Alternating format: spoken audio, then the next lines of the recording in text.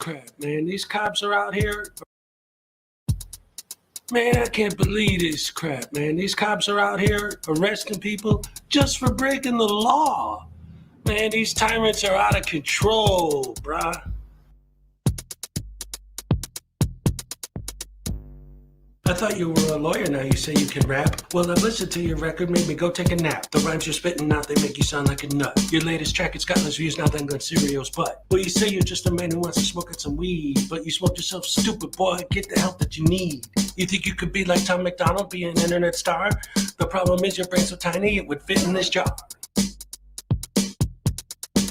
It's a frivolous lawsuit. You know you were gonna lose. Frivolous lawsuit. Now watch me play the blues.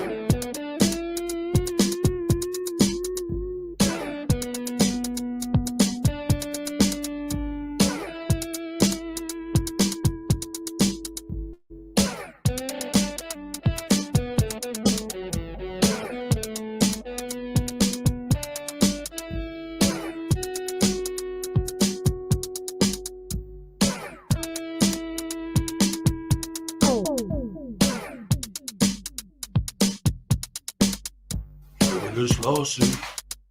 You put against cat. Frivolous lawsuit. Make sure you wear the hat. All parties have been sworn in. I've read your complaint. It's a frivolous lawsuit. The way it's written, it sounds like you've been smoking paint.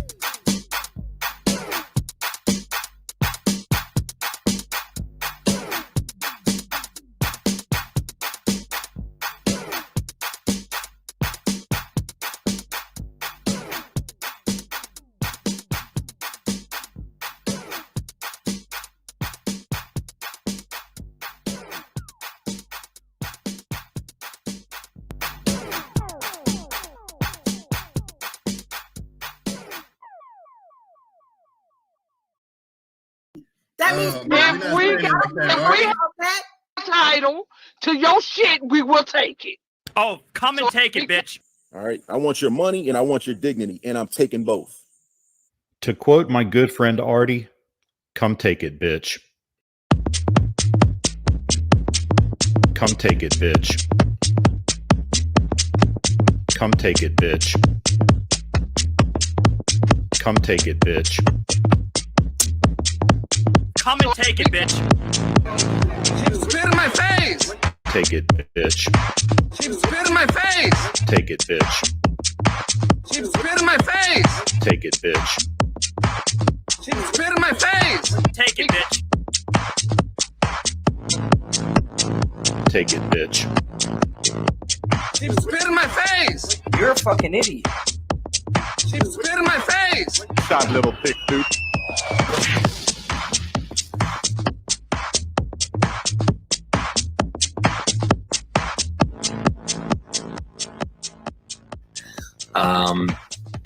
A woman walks into the ladies' room at the mall. She enters one of these stalls and sits down to begin doing her business. As she starts to pee, she looks down at her shoes and sees a head poking under the stall, looking up at her with a camera. "What are you doing?" she screams, frightened. "I'm recording you," says Denver Metro Audits. "But this is a bathroom," she squeals. "Yes, a public bathroom, and there's no expectation of privacy in public," he tells her.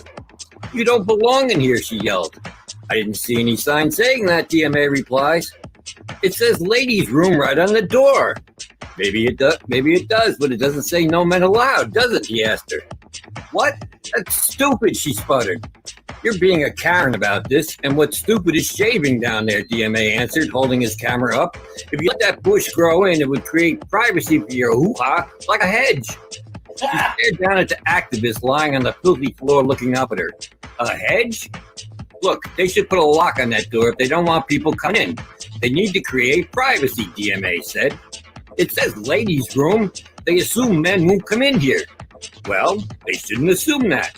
And I can film whatever I can see. It's my First Amendment right as an independent journalist."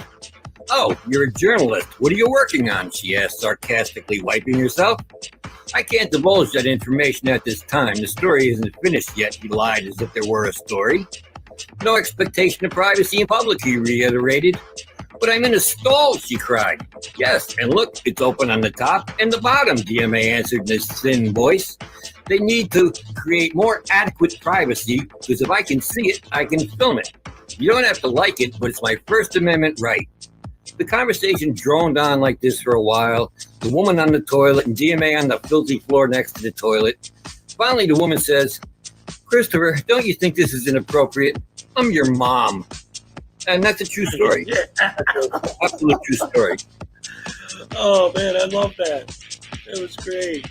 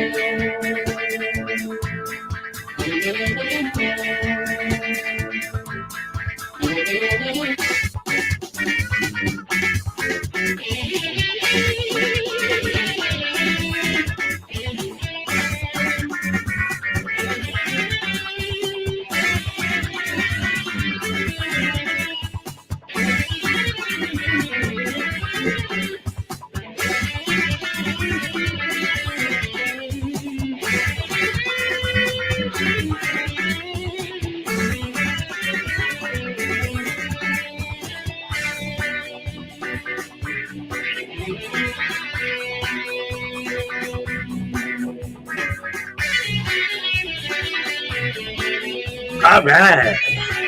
Oh, yes. Oh, indeedy weedy. Hello, and welcome to the show. Oh, yes, sirree, ladies and gentlemen. Oh, today's Thursday, the Thursday. ladies, and we are here, and we are live.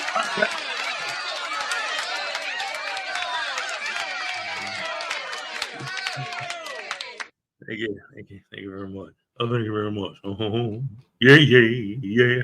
Hello, everybody. Welcome to the show on this beautiful Thursday morning. All right, hello.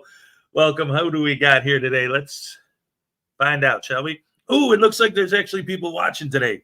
For those of you who didn't see it yesterday, for some reason, YouTube had a glitch where it was saying that there was like 1 viewers or 0 viewers, and there were like 30, 40 people in the chat that are like, well, we're here.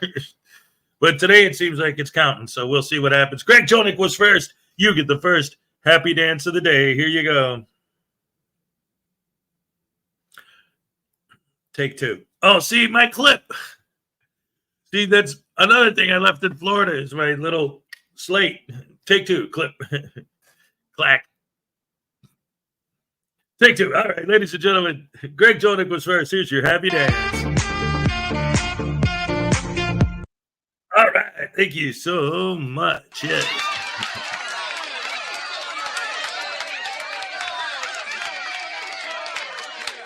My eyes are bothering me this morning. I hope it's not a sign that they're going to get hit with another allergy attack. Ugh.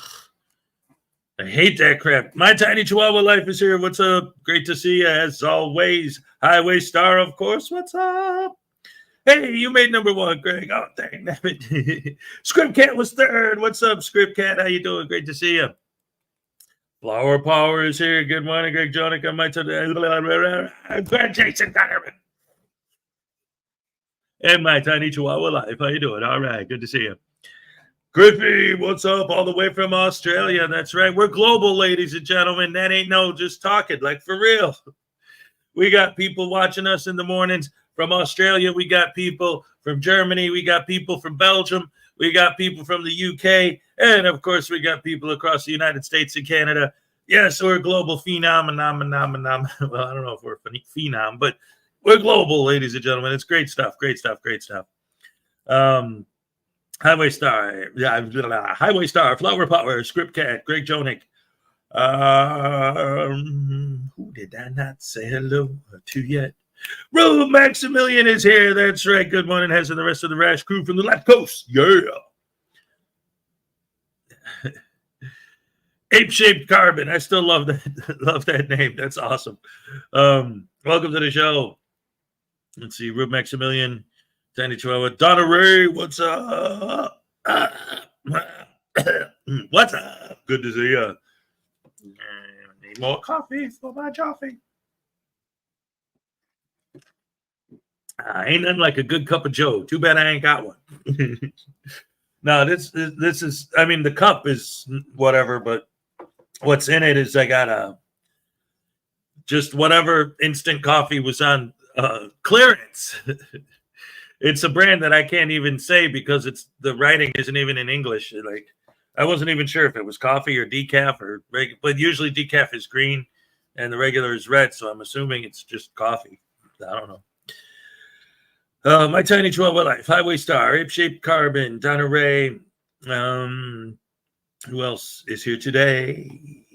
Hey, Griffey. P. Barnes the second, ladies and gentlemen.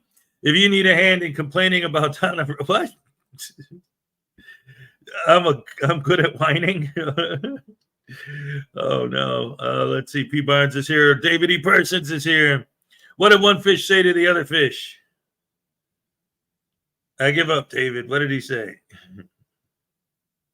I'm fried.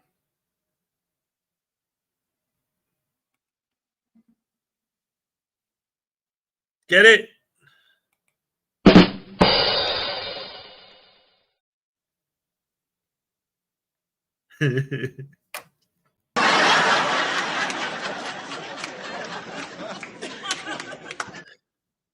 What did one fish say to the other fish? I'm fried.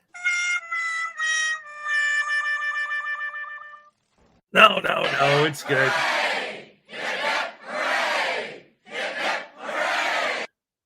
I'm teasing you, David. You know we love the dad jokes here. I play them every day at the end of the show. That's great stuff. Thank you so much. It was funny. I like it.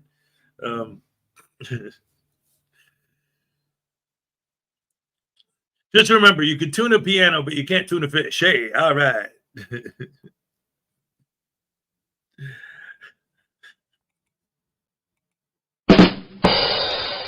Thank you. I love you guys. Greg Jonick, Highway Star, P. Barnes II, Griffey, Denneray, Script Cat, Terry Barnes. Good morning. God bless you all. God bless you too, sir. Yes, absolutely. God is good. Like literally. Let's see. Highway Star, Griffey, P. Barnes, Terry Barnes, Highway Star. Did I miss anybody else? Donna Ray. All right, let's see. Let's keep going. You guys are still back to during the intro. I haven't even caught up yet. Okay, so that's good. Let's see who else is here. Mr. Thomas is here. Good morning, Hez. Happy Friday Eve. That's right. It's Friday evening, ladies and gentlemen. That just reminded me, like Friday Eve, Christmas Eve, reminded me of like Halloween. Technically, the "een" part of Halloween is like Hallows Eve. Like Halloween, I mean, again, you could get into the whole history of like the pagan thing and all that and how it's like its own day. But it became like the eve of All Saints Day or All Hallows Day. It was Hallows Eve, the evening before that. But just last week when my kids were here, my older son was like, Dad, I don't understand. How come Halloween isn't a national holiday? Like, because it's not a real holiday. It's just an excuse to have. I always looked at Halloween like, I mean, I know, like I said, you could talk about the actual history of where it came from and the pagan rituals and holidays and how that got tied into, the Christian mythos with the day, November 1st being All Saints Day and all of that. But for me, I always forget all of that. I always looked at Halloween as this is the last chance you're going to have a nice big blowout bash and have some fun, basically. Go outside. Trick-or-treating is something you do outside, right? This is the last chance you're going to have to just go outside, have some fun. A lot of times on Halloween, I would always have a big Halloween party in my backyard, and sometimes we'd barbecue, but I'd always have food and music and lots of fun. People would dress up and have a good time. The last blowout before winter is the point. Because after that, you're in November, and then you get into the doldrums of winter, and then you're stuck pretty much in the house, right? So I always looked at Halloween as just kind of like, all right, this is our last, basically outside thing before winter. Although, having my kids playing in the snow is so much fun. They love it. I love it. But I think you get my point, and if not, whatever. It's not even October and I'm talking about Halloween. Zerzu's here. What's up? My arm is killing me. Can sleep sweating from pain. Okay, that's not good. Oh my goodness. So much pain and suffering right now, man. Everybody. Oh, thoughts and prayers and hopes and well wishes to everybody. Oh my goodness gracious me. Zerzu, I hope everything turns out okay. Just remember, if you ever need to get cheered up, just remember that the flat earthers have no brains. What was that thing I played for you yesterday with that kid? Matan Evan is his name. He says he's interviewing a flat earther. So instead of the earth being flat, is it possible that it was caused by something else, like part of your brain is missing? P. Barnes II, Tiny. Let's see. P. Barnes, Zerzu. We love Zerzu, by the way. Zerzu's. If you're not subscribed to Zerzu's channel, definitely go check him out. He does a lot of great work. We love Zerzu and the Penguin Patrol. Mr. Thomas, Maggie K. Good morning. Good morning to you, Maggie. Great to have you here. Highway Star, P. Barnes. Lisa Alcazar, good morning. Good morning to you, too. Oh, thank you, Maggie. I appreciate that. And also, if the other Maggie's watching right now, a lot of times she doesn't show herself until after I do her dance, the cupcake dance. But if she's here watching right now, hello to you, Maggie. And Maggie, the two Maggies. All right. P. Barnes, Terry Barnes, Griffey, Tiny, Lisa Alcazar. Terry Barnes, Urzu, Lisa Alcazar. Anybody here that I missed so far? $5 from Donna Ray has easier to tell what you didn't leave in Florida. Right? That's a great point. I got my laptop. I got my voodoo doll. I got one baby voodoo. I got my squirrel, my headphones. Actually, I was going to say this shirt, but this shirt was here in my storage shed. It's a Beatles thing. You wouldn't understand. That was actually here, so I didn't bring that with. Oh, Joey, my dancing cop cards, my glasses, my Ray Ray wristband, and yeah, that's about it. Here's your happy dance. All right, here we go. All right, yes, thank you so much.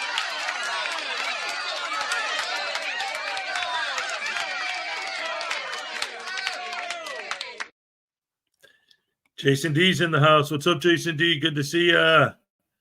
Let's see. Zerzu, P. Barnes, Jason D, Griffey, Maggie K, Juggernaut, Jared Reed is in the house. What's up?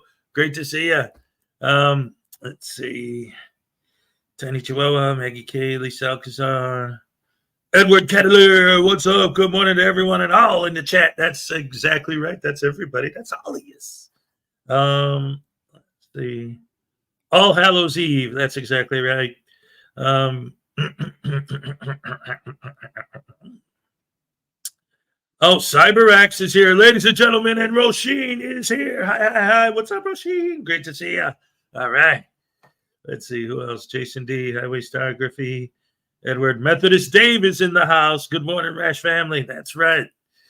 Love you guys. Best fans in the world. Best fans in the world.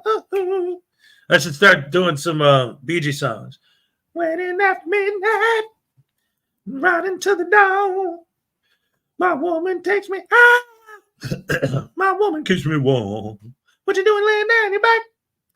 Oh, what you doing and laying your back? Oh, we're going dancing. Yeah, or should be. Hey, when I've had kids knock on my door for Halloween, I say, sorry, I'm Australian.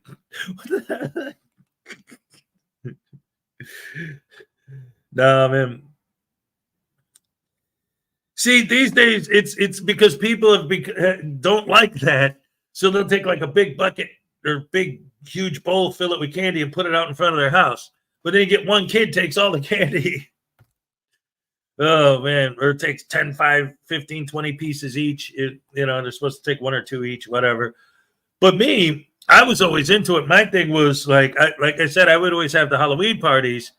So we would always be like out there, and like the kids would come, and we'd all be sitting there, having a couple beers, listening to some rock and roll. One time, I scared the kids from my house because I decorated the front, and I had the soundtrack from Halloween playing through one of those hidden like speakers that are hidden inside a rock outside, and they wouldn't come anywhere near the house. They were afraid of it. Let's see. Blackheart Knight is here. What's up, Blackheart? Great to see you, as always. Jason D, P. Barnes, Griffey. It's great to see all of you guys every day. I love you guys. You're the Rash family. You're the best fans in the world. Ding dong, ding dang. Nabbit. All right. So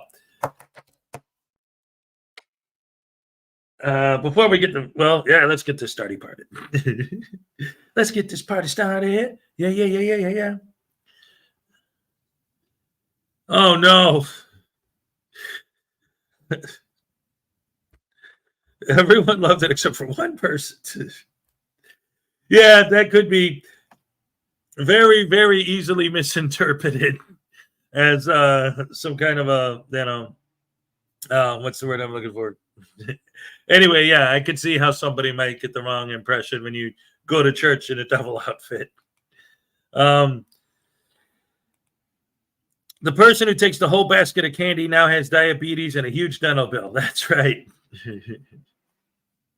Well, it's funny too because my older son just recently, like within the last, since I've been back here and I've been spending more time with him talking, just realized what was really going on. Because the three of us, me and the two boys, we're talking about their favorite candy because they wanted me to buy them candy. And I'm like, no. Like, well, this is the thing, you know, I try to be a responsible parent, you know, so, but also because they only see me on the weekends, I want to try and have fun with them. So like, I'll have like a piece of candy, I'll have a treat, you know, but then they were like, hey, you want to buy more? And no. You know, you have an apple or something, you know. But so we were talking about their favorite candy, and the one is like, I love Almond Joy, and the other one's like, oh, I hate Almond Joy. And I'm like, well, you know, it don't matter because if on Halloween, if you get Almond Joy, it's mine. And they're like, what are you talking about? And I'm like, are you serious?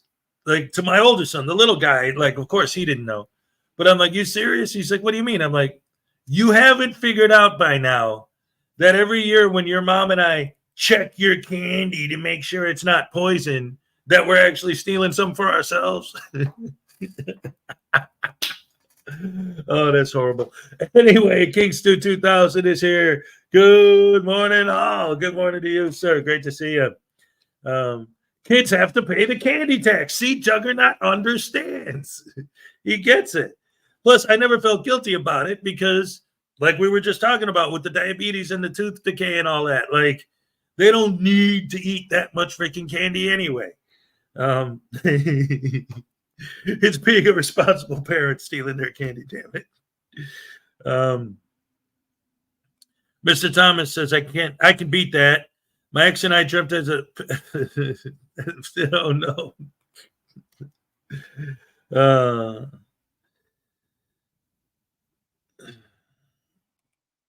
Oh, we're talking. He's like, you guys are talking about Halloween. Is there something wrong with my calendar? Halloween is great. It's good to see the kids getting dressed up in their costumes, but isn't it May? Yeah. But that's all right, because that's what I'm going to be for Halloween. I'm going to be Jason Gutterman. Yes. I know. Oh, you know what? Zerzu, that's perfect. Like, I didn't even realize this until you said that. In that episode of Aqua Teen Hunger Force, when Meatwad dresses up as Elvis and it goes trick-or-treating because he wants candy because he heard the rap song, I Want Candy. And it got him obsessed with getting more candy. When he knocks on Carl's door and Carl answers the door and he goes, trick or treat, Carl goes, what are you doing? It's frickin' May. It's perfect. It's frickin' May. And he's dressed up as Elvis. Hey, there you go. Anyway, guys, it's the halfway point to Halloween. Hey, graphics. 422 MCP Pants. That's exactly right. Yes, that was the name of the MC who wrote the song I Want Candy, Bubblegum and Taffy. Yeah, you got to go to the pier. 3, 1, 2, Wharf Avenue. 3, 1, 2, Wharf Avenue. Gutterman looks like a character from Planet of the Apes. Oh, man. Anyway. I need more coffee, man. This is great. No, honestly, I don't. Oh, because somebody said that today was Friday Eve, which Friday Eve made me think of Christmas Eve, which made me think of like that was the first domino in the chain of the thought process that led me to Hallows Eve, which is Halloween, and then that's how we got on the subject. That's how my brain works. That and like, I don't know if you guys even know what Gabber is, Gabber music. But in the 90s when I was a DJ, that was my jam, was Gabber music. And ever since then, I've like permanently have had like Gabber imprinted in my brain. So like when I'm just idle, like, and my thoughts are like idle, that's what I hear. It's just, It's pretty great, actually. I know that sounds terrible the way I did it, but if you listen to that music, that's what it is, man. Organized chaos. Anyway, I haven't had enough coffee yet, Hez. Oh, no. Well, hey, coffee's great. I love it. Anyway, let's go ahead and get the show started, shall we? We got a bunch of stuff to go over today, but we're going to start with something that I think is going to become a classic in the long term. You know, there are certain videos that come up where it's just so juicy and there's so much meat on the bone that, you know, like when P. Barnes tased that kid, I wouldn't put it on that level. But the point is, I think that there's a couple little bits and pieces of this interaction we're about to witness that people will still be talking about for years to come. Ladies and gentlemen, boys and girls, women and children of all ages, the new Tones Over Thinks It video. I saw a lot of you guys in the premiere yesterday, but that nabbit, it's Tones. It's worth watching again. And Tones is a big fan of the show, a big supporter of the channel. We love Tones. Ladies and gentlemen, Tones Over Thinks It. All right.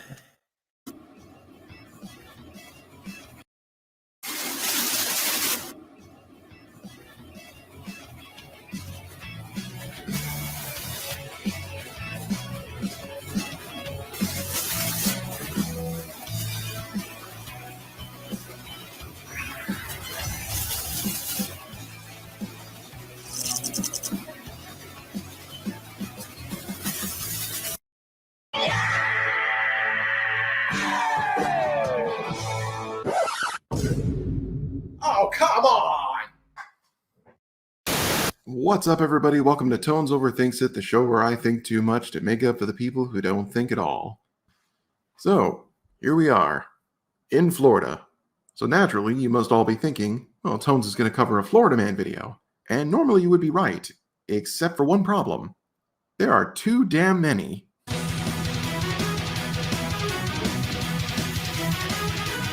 24-year-old man, this man right here, accused of throwing an allergy.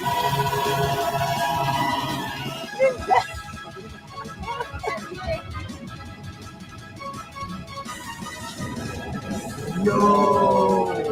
What the? Only in days. Still goes. There's no proof of me waving a gun around at nobody.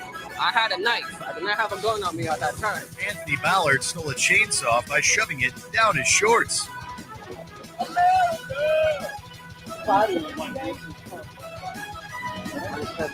The Pensacola driver was attempting to time travel when he rammed his Dodge Challenger straight into the strip mall. 408 right now.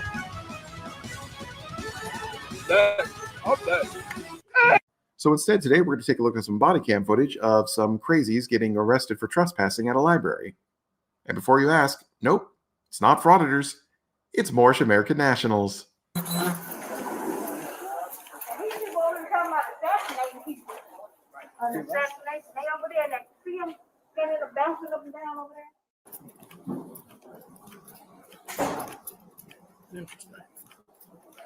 The gentleman in the green coat, along with the lady in the brown. You just want them going? Yes. You just want them out? Yes.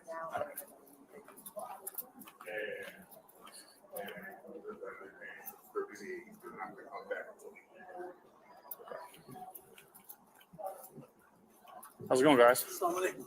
You all right? Yes. How you doing? Auditor like Bay Moorish American National. Oh, a bullshit artist. The Moorish National Republic Federal Government. We're protected under treaties and Constitution.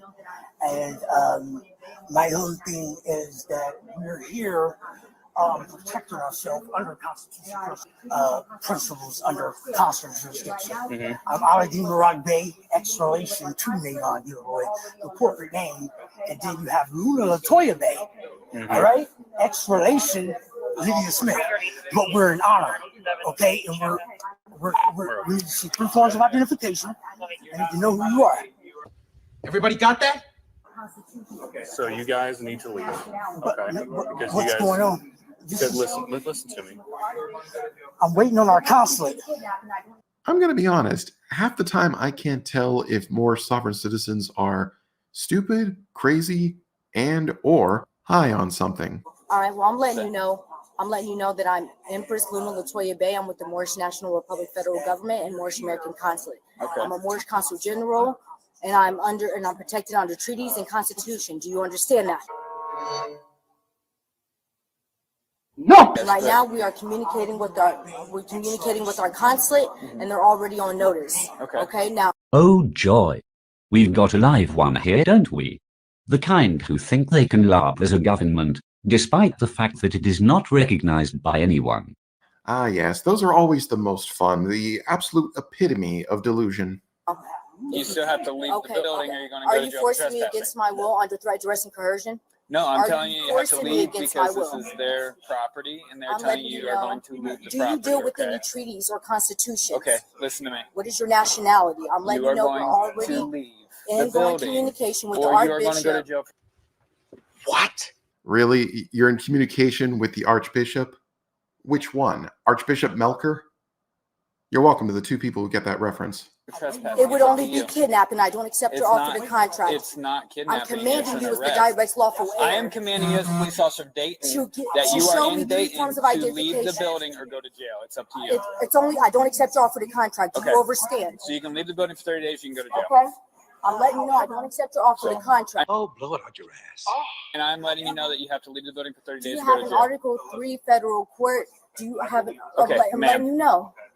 If You you can don't leave or have you a can go to declaration, jail. if you It's don't up to you. have, Yeah, sorry, Counselor General Incompetent, whatever the heck you call yourself. Nobody's interested. Anyways, let's take a break from her and check back in with the tweaked out looking guy. They have to be. That's our international protection. I've already been communicating with them for the last 2 days. Okay. Our whole thing is to get grounded on jurisdiction and status. However, So listen, okay, you have to leave this building, okay, because the staff doesn't want you here anymore, and you can't come back for 30 days, okay? And if you don't want to leave, then you guys can go to jail, okay? I don't want to get kidnapped right now, okay? Well, you're not going to get kidnapped. Yes, because I'm telling you that you guys can't be here. But it's like you can't even be in my land either, but I'm not doing that. If you're an honor, you be here. Now it's the beneficiary of the state. Hold on. We're making lawful commands as the beneficiary and heirs. Right, but they can let you know that they don't want you to be here, so you can't be here. So you guys either need to leave or you can go to jail. You're not allowed to come back for 30. What's your name? I don't have a name. I have a title. What the hell was that? Yeah, he's not a Florida man, but I'm pretty sure he shops at the same purveyor of mind-altering substances. Also, he says he doesn't have a name, but instead he has a title. You would think sovereign citizens, who desire unconditional freedom, would not dehumanize themselves by not willing to acknowledge their name. Something that a living sentient being should value as it was chosen and given to them by their parents, not the government. A title, meanwhile, is something that is given and bestowed by someone with authority over you, meaning it can be altered or stripped by someone else. Why would they place that in higher regard than their name? This is a difficult subject to tread into, but for being descendant from people who worked so hard to be free from slavery and oppression, why would they have this unusual desire to live in a version of a world where none of it happened? To want to deny their true heritage in favor of a made-up one that they misappropriate and distort from others, and completely disregard what their own culture and lineage has given them. I'm getting too deep, aren't I? Yeah, just a bit. grabbing my documents, and I'm letting you know, okay? Get your documents And and let's go. I need to see some identification. Badge right here, name right there. Grab your documents, let's go. So I'm letting you know you're denying us due process of law. Is that your folder too? Who gave you the permission Is to that your transact folder business too? within our borders? Are you serious? Are you guys? Is that your Are folder? you guys attempting to kidnap the national? Look, you're gonna leave. You're gonna go to jail for trespassing. We can only be kidnapped. We're commanded to speak with a sheriff. Out of the building. Already here. We're waiting on our consul. We're commanded to speak You have with to a leave the sheriff building, who's or you're doing- gonna go to jail for trespassing. It's up to you. Okay, you guys need to walk We're commanded to speak with Robert Shrek. And I am commanding you to leave the building. Unlike frauditors, sovereign citizens, specifically Moorish American nationals, are actually a lot easier to stand up to. Pretty much because literally everything that comes out of their mouth is safe to assume is false and utter nonsense. Like there is no room for debate at all. Nothing these people say in court, on the side of the road, anywhere, has ever had merit. So if a Moorish sovereign citizen is trying to give you a command, there is no doubt whatsoever that you can tell them to go kick rocks. Is your recorder Okay, on? absolutely. For the record, on the record. All right? Absolutely. I need to see 3 forms. No, of you do not. You need to grab your identification. stuff and leave, or you're going to go to jail for trespassing. Do you have a delegation of authority order? Are you signed by an article to the Okay, federal grab your court? stuff and leave, or you're going to handcuffs right now. I'm letting you know our consulate's Okay, on the put way. your stuff on the table. The fool's going to do it. I'm not accepting your offer Put to your purse on the contact. table. This is my. Okay, this put is your my- stuff I'm and your letting purse you on know. the table. We're walking out You're, the door. you're and we're all going forcing in me handcuffs, against okay? my will. That's I'm how under it's gonna threat, go. duress, and coercion. Well, at least she said coercion and not coercion. Yeah. Come to think of it, what has Devon Bay been up to lately?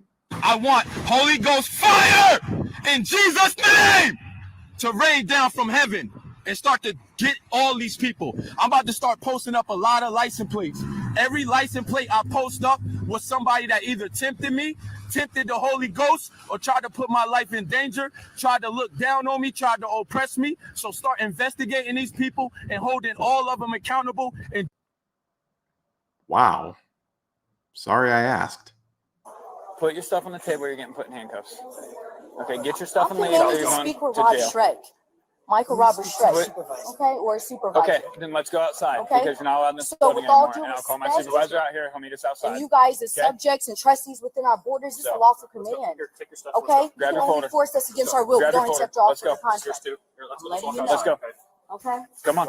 Let's go. Don't Let's go. touch me. Keep your hands to You're going to get yourself. put in handcuffs. So you don't start I'm letting walking. you know you're forcing Okay? me against my That's it. will. And they're letting you know you're out of there. Come on, You let's guys, go. I need you guys to be in honor. You hear me? We are. Let's go. Okay? I need you to show me respect like you show your mother. You hear Well, me? you're not showing us respect, so let's go. Okay? I'm the direct lawful heir. I don't Okay? care. Let's And go. you're my Moroccan subject and trustee now you're within gonna- my borders. Let's And nobody cares for,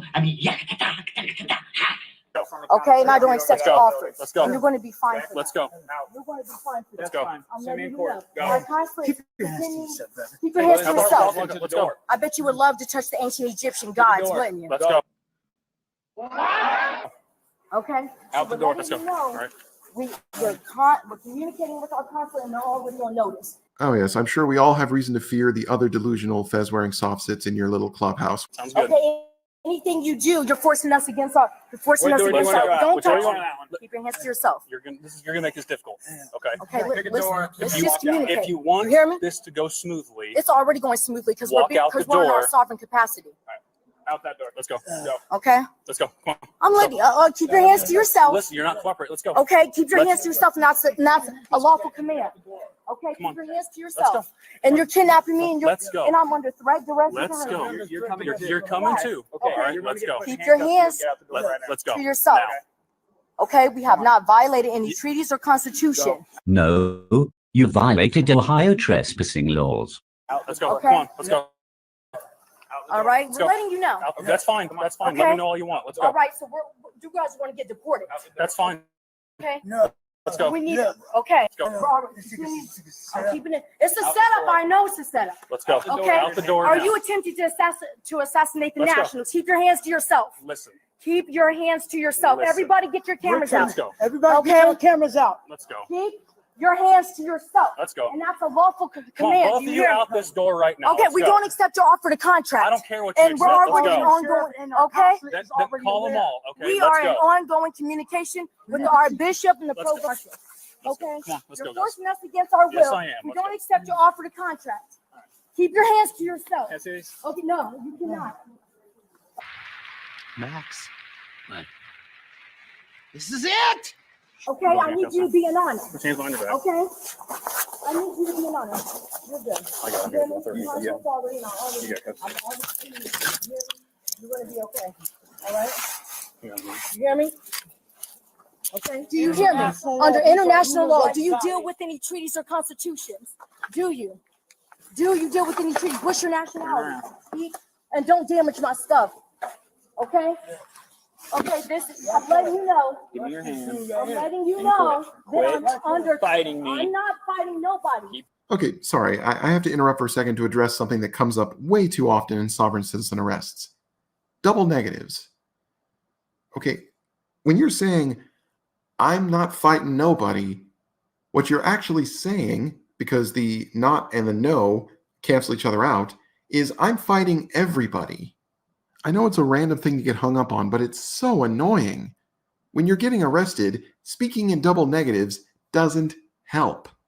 In fact, if someone really wanted to pick apart your words, they can take it as an admittance of guilt. Anyways, we're in the home stretch now, so let's just listen to them ramble a little more. Your hands behind your back, understand? Now, right now, we're letting you know that we're under threat, direct coercion, we're demanding to speak.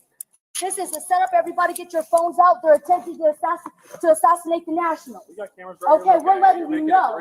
Okay, this is coming from an article. This is coming from an Article 3 federal court. Okay, you like being in our borders, don't you? Come on, so walk. I need Walk. We will come back for all your stuff. Okay, no, I'm commanding to have our things. Okay, listen. Okay. You're gonna walk I'm commanding to out the building. And you can loosen up on the national. Come on. Walk then. Okay. Because you're not walking. I can walk. Okay. Okay, then walk. Okay. And Okay. I'm just saying. That means quit pulling away and walk. We're commanding to speak with a sheriff. You hear me? Come on, step over. What is this? I'm Step over. Listen. Our concept's already on the way. Keep walking. I'm letting you know. Okay. I'm letting you know that you are disobeying order of a police officer. I'm not supposed to lose. Let me see the script. Let me see 3 forms of identification. You can see my badge and my name. Let's go. No, I didn't. I told you I was Officer of Dayton Police. Keep walking. Okay. We're already in going communication. Hey, be an honor, man. Come on, man. Come on. Then walk. You are not walking. You are pulling behind. You are not walking, okay? So walk to the car, or I'm going to carry you to the car. You know, we're not a threat. We're an honor. You hear me? And so do you guys need me. You need to be an honor, okay? All right. What are you, Mason, Shriner, P.T. Mason, Skull and Bones, Nice Temps, Nice to Malta?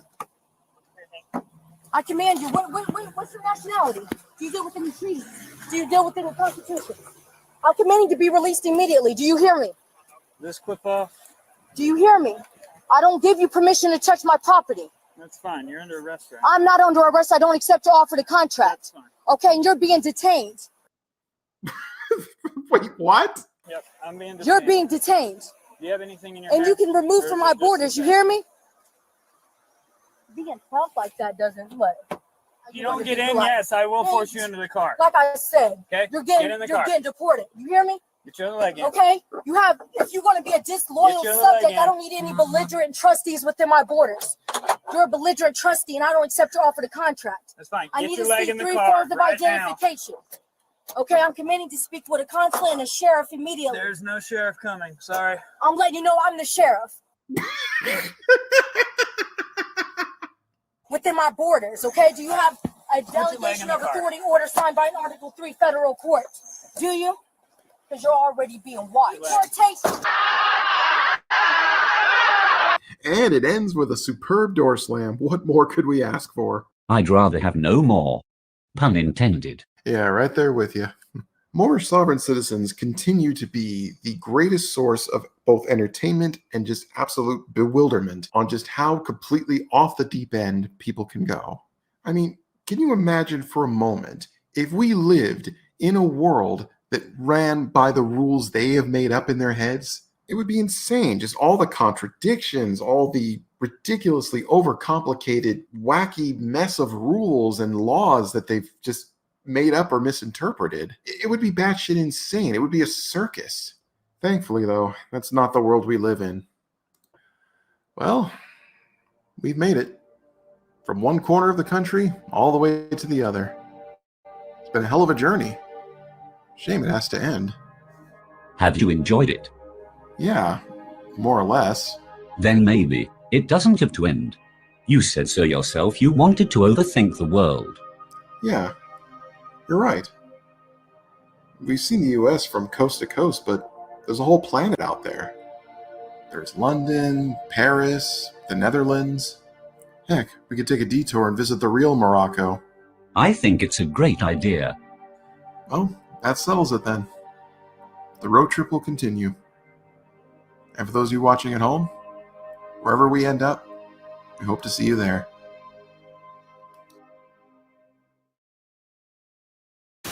Thanks for watching, everybody. If you like what you see here and you want to see even more in the future, please consider subscribing to my channel. Also, feel free to share your thoughts down in the comment section. I always love to read them. Till next time.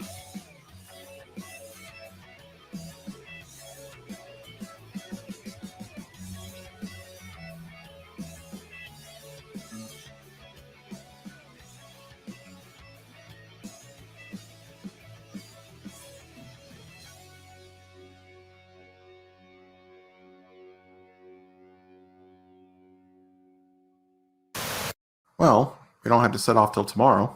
What do you want to do? I have an idea. Never gonna make you cry. Never gonna say goodbye. Never gonna tell a lie and hurt you.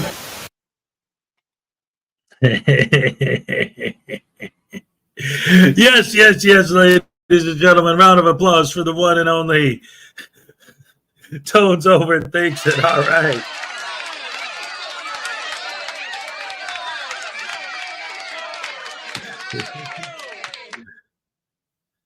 Damn, this ending. Oh, yes, yes, yes. That was the greatest ending ever. That was awesome. So the Overthinker is back now. Yeah, and apparently he's going to start covering videos from other countries.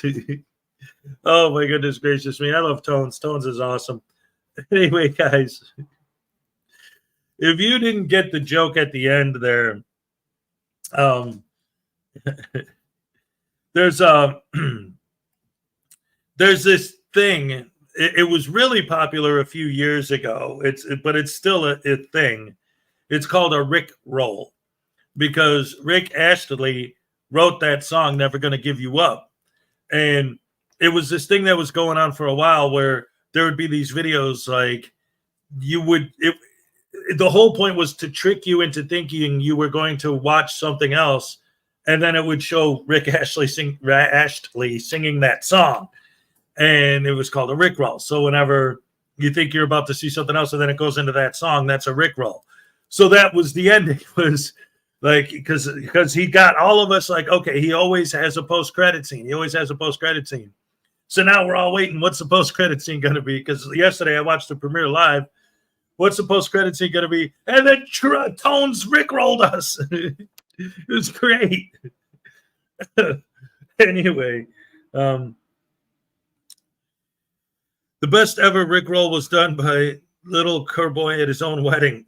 I've seen a lot of great ones too. Anyway, yes, I always wondered, like, I would, maybe that's something I should try to do.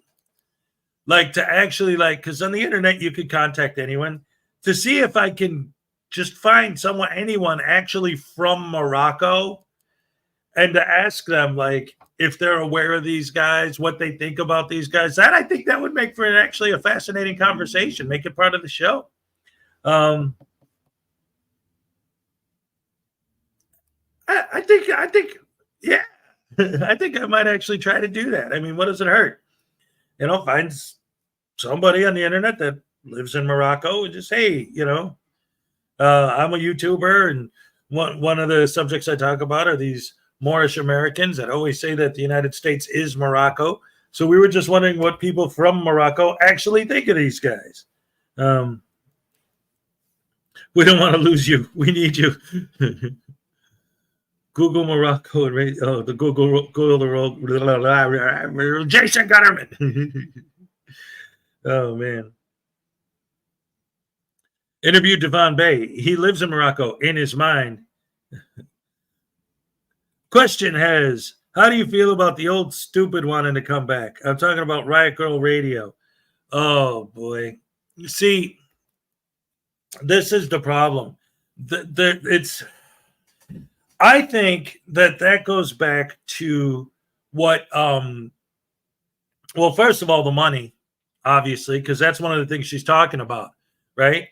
Hey, if you guys want to pay for my lawyers, if you guys want to pay my legal fees, and most importantly, she does throw in there, if you guys want to serve the time for me so I don't have to sit in jail.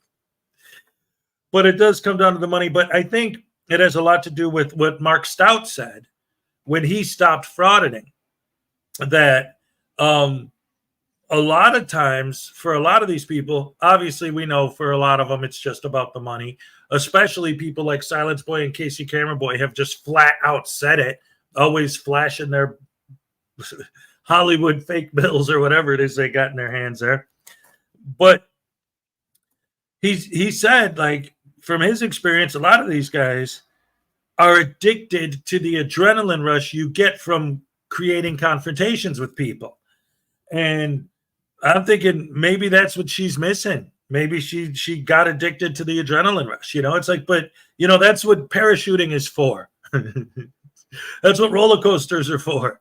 You don't have to go out there and risk getting arrested to get an adrenaline rush. You know what I mean? Anyway, speaking of the Moors, we have got to point out, because I've been following this from day one, and I definitely am going to be covering it as it goes on for however long it goes on. Because I remember, like, the day it happened, I was talking about it here. If for those of you who don't know what I'm talking about, or weren't around following all this stuff back when it happened, there's a group called the Rise of the Moors. And a few years ago, they were driving across state lines with 2 carloads full of guns, and they were dressed from head to toe in full, like, military gear. They were going to do some practice exercises because they were a militia, is their excuse. And they didn't want to stop. So they brought tanks of gasoline with them in their cars so that when they ran out of gas, they would pull over and refuel their cars.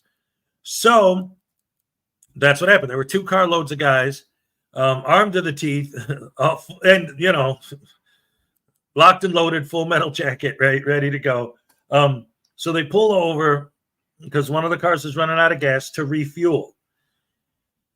And it was like, I don't remember, like 2 a.m. or something. It was like they were the only 2 cars on the road. So a squad car sees 2 cars pulled over on the side of the road refueling. The cop's thinking, like, legitimately thinking, hey, maybe these guys need help. Maybe there's something wrong.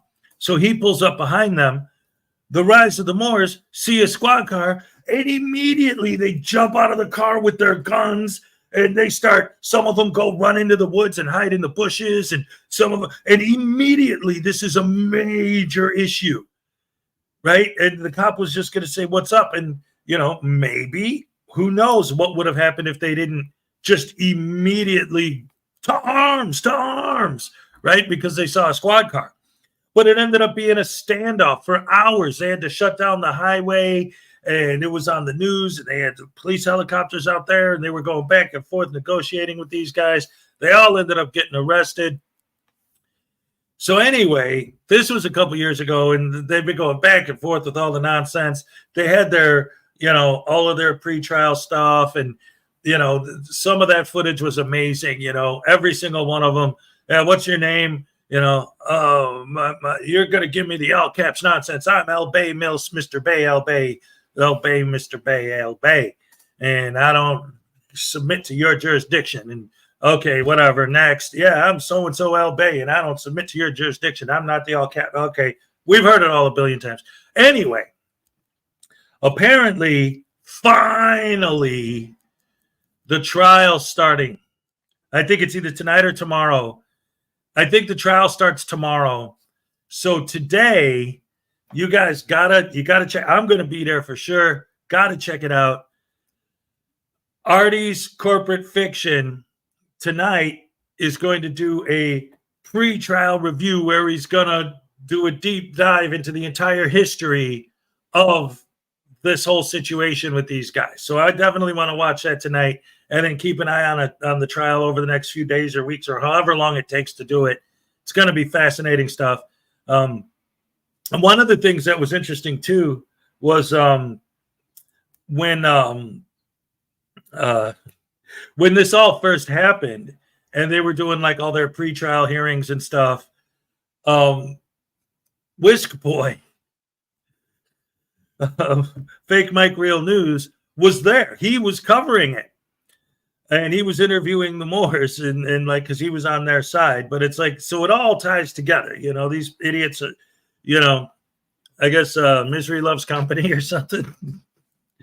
Let's see.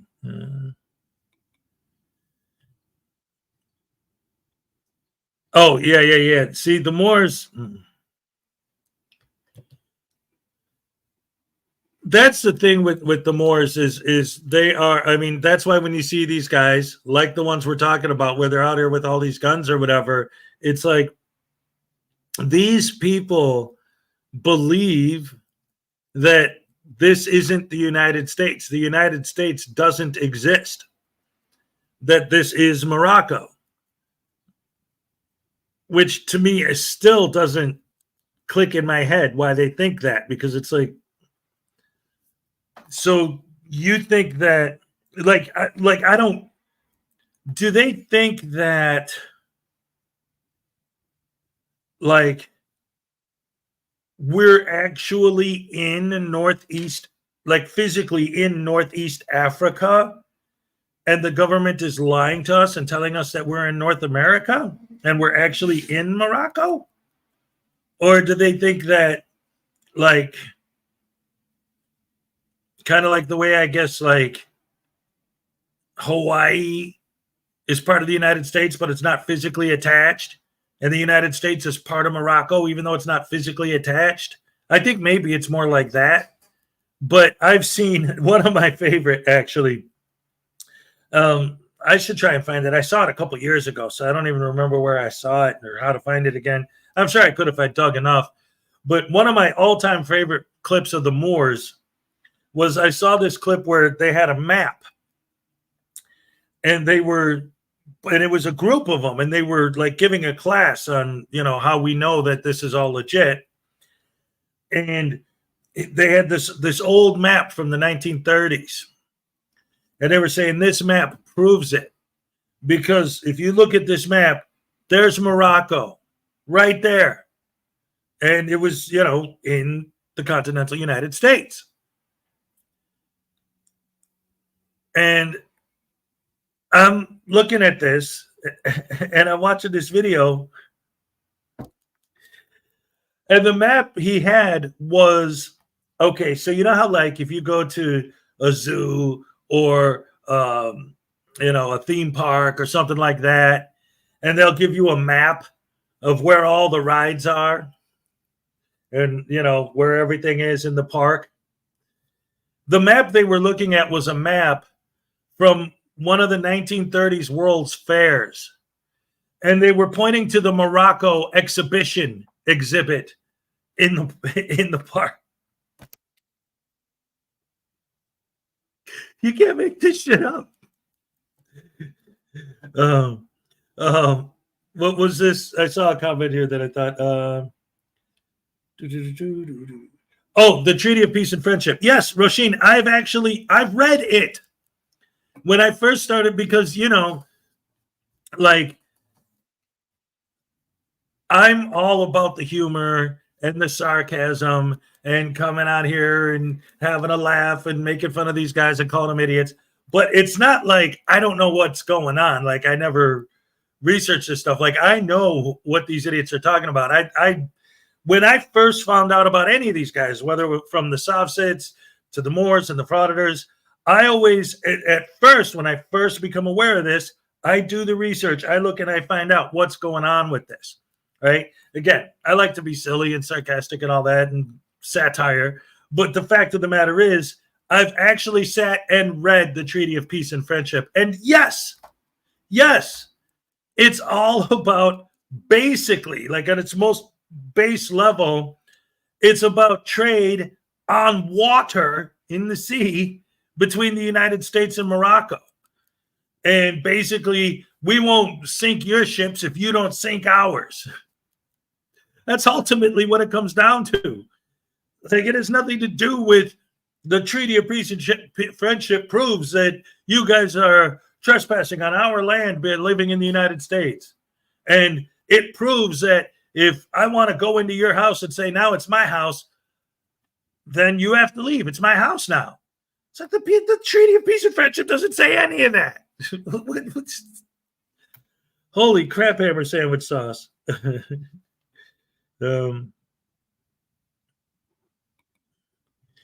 There's an explanation of how and why the treaty was created. The Fed electrician did a film on it.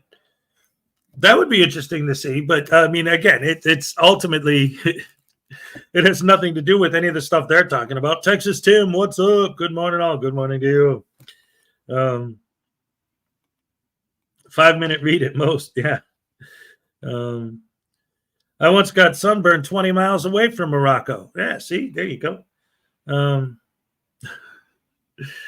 But yeah, that's it. They think if they hang a red flag with a gold pentagram on it, that means that they own whatever they hung it on. You know, so if they came in here and hung it on the window, that would mean that it's not my apartment anymore; it's theirs. Okay, whatever.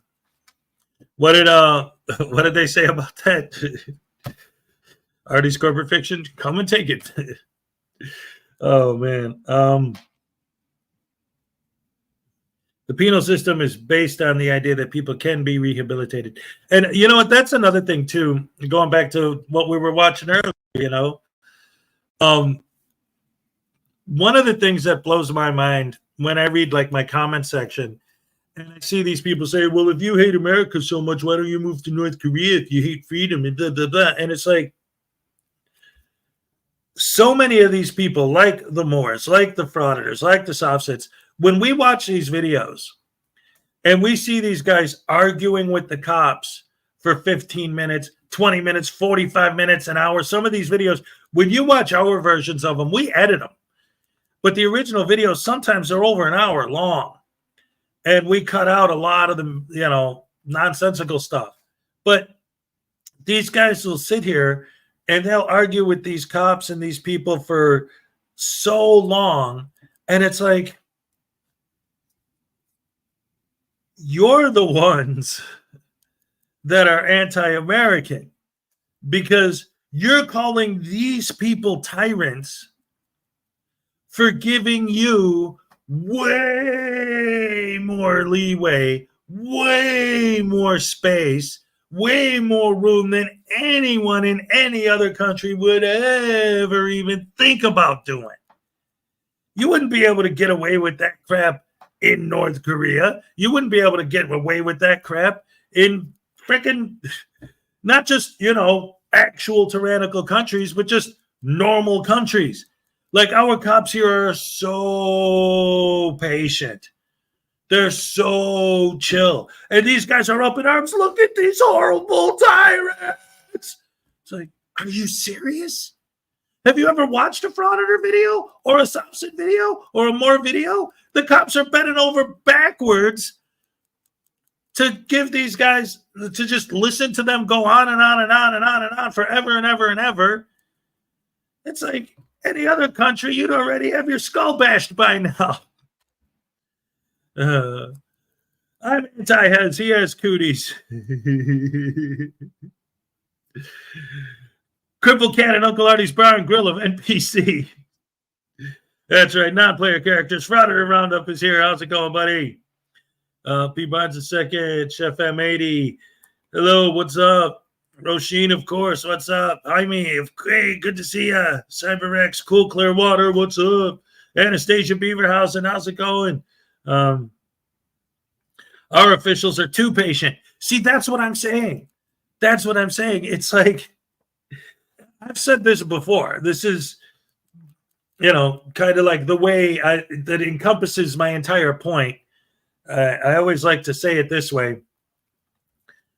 I've seen so many videos where, and again, this also goes back to the whole idea of, I think the main primary difference between what's going on with us versus what's going on with people that are the pro-frauditors, the lens lickers, right? And the people who support these guys is that we watch the video and we react to what's actually happening in the video. Their fans watch the video and react to the false narrative narration put in the video by the frauditor or the softset or whoever made the video. They buy into what the idiot is saying, not what's actually happening. Because I've seen it time and time and time and time again. What's up, unclean hands? And still do.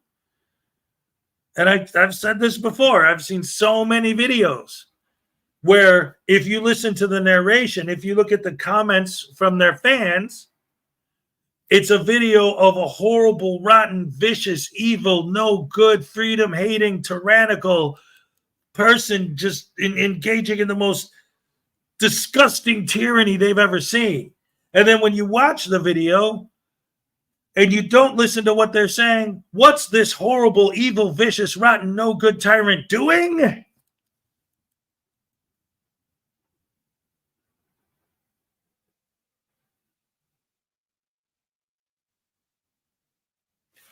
Ooh, the tyranny.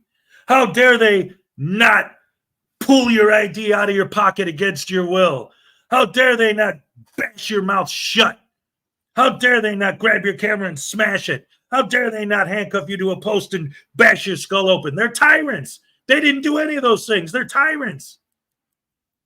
If they weren't tyrants, then that's what they would do. They would, if you, this is the example I always use, the ID refusal videos. If you are able to post a video where a cop asked you for an ID and you didn't give it to him, wouldn't it be tyranny if you said no and they punched you in the face and pulled your wallet out of your pocket and ripped out your ID anyway? That would be tyranny. Them saying, can you show me ID? You saying no, and they saying, okay, thanks, and then they leave. Where's the tyranny? These people are so stupid. Oh, you know where the tyranny is? You know where the tyranny is? The tyranny is in, hey, will you not film me, please? Oh, well, just because you said that, I'm going to go out of my way to berate you and publicly humiliate you on my YouTube channel and punish you for having the audacity to say, please don't film me. How do you like that? Who's the tyrant? Scumbags gonna scum. So now, I got some videos on deck. What the heck? But let me tell you a story about the fact that I'm trying to eat up 8 minutes until the cupcake happy dance. So let's see, what do we got going on in chat here?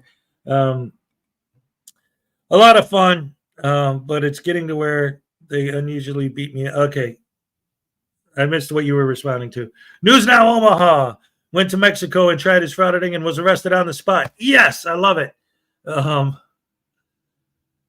Oh, Anastasia. Oh, she's telling Unclean, hey, what's up? And he's like, all right. All the ladies love Unclean Hands. Even my mom, Hezo mom, has a crush on Unclean Hands. Like, Riot Girl had a crush on him. Betty Butt Crack. All the ladies love Unclean Hands. What's up, Carrie T? Good morning. All right, good morning to you. Welcome to the show. Cool Clearwater, what's up? But Hez, they're fighting for your rights. No, they're not. They're fighting for YouTube clout. Oh, man. They don't care about other people's rights. If they did what... This is... I've actually... I was thinking about this earlier, too. Last night or whatever, this morning. It's like this. Donna Ray, see? She's saying clean's a hottie, see? So here's the deal. If you're going to put it in those terms, okay, their terms, they're fighting against the tyranny of the big evil government. That would mean that we're the proletariat. We're the peasants. And they're the bourgeoisie, the government, right? The evil, tyrannical people, blah, blah, blah, blah, blah. The primary reason, if you really wanted to break it down to its most fundamental base level, I would say that what these guys are doing, supposedly fighting for the rights of the peasants, doesn't work, doesn't add up, And I will never accept that as the truth, no matter how they try to fraud-explain it. Why?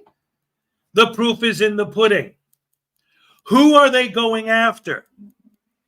To stand up for the proletariat, to stand up for the peasants against the evil bourgeois government. Who are they targeting? The peasants. We, the people, are their victims. They target regular people. Just because they do it in a post office, sometimes. Most of the time, they're doing it in, I saw one yesterday, they were doing it in Walmart. Auditing a Walmart.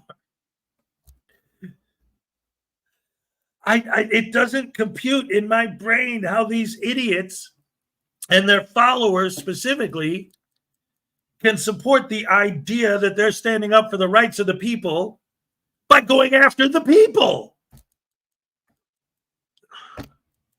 It's stupidity on display. They're big and dumb. Rooster Cogburn says, good morning, all. I'm late at the beach for a coffee and no Frauditor zone. That's right. That's what I'm talking about. Tim Hicks in the house as well. What's up, Tim? Let's see. I'm going to KC today, so I'll probably go to Whataburger. All right. See if there are any Frauditors frauditing the Whataburger. If you do, pull out your camera.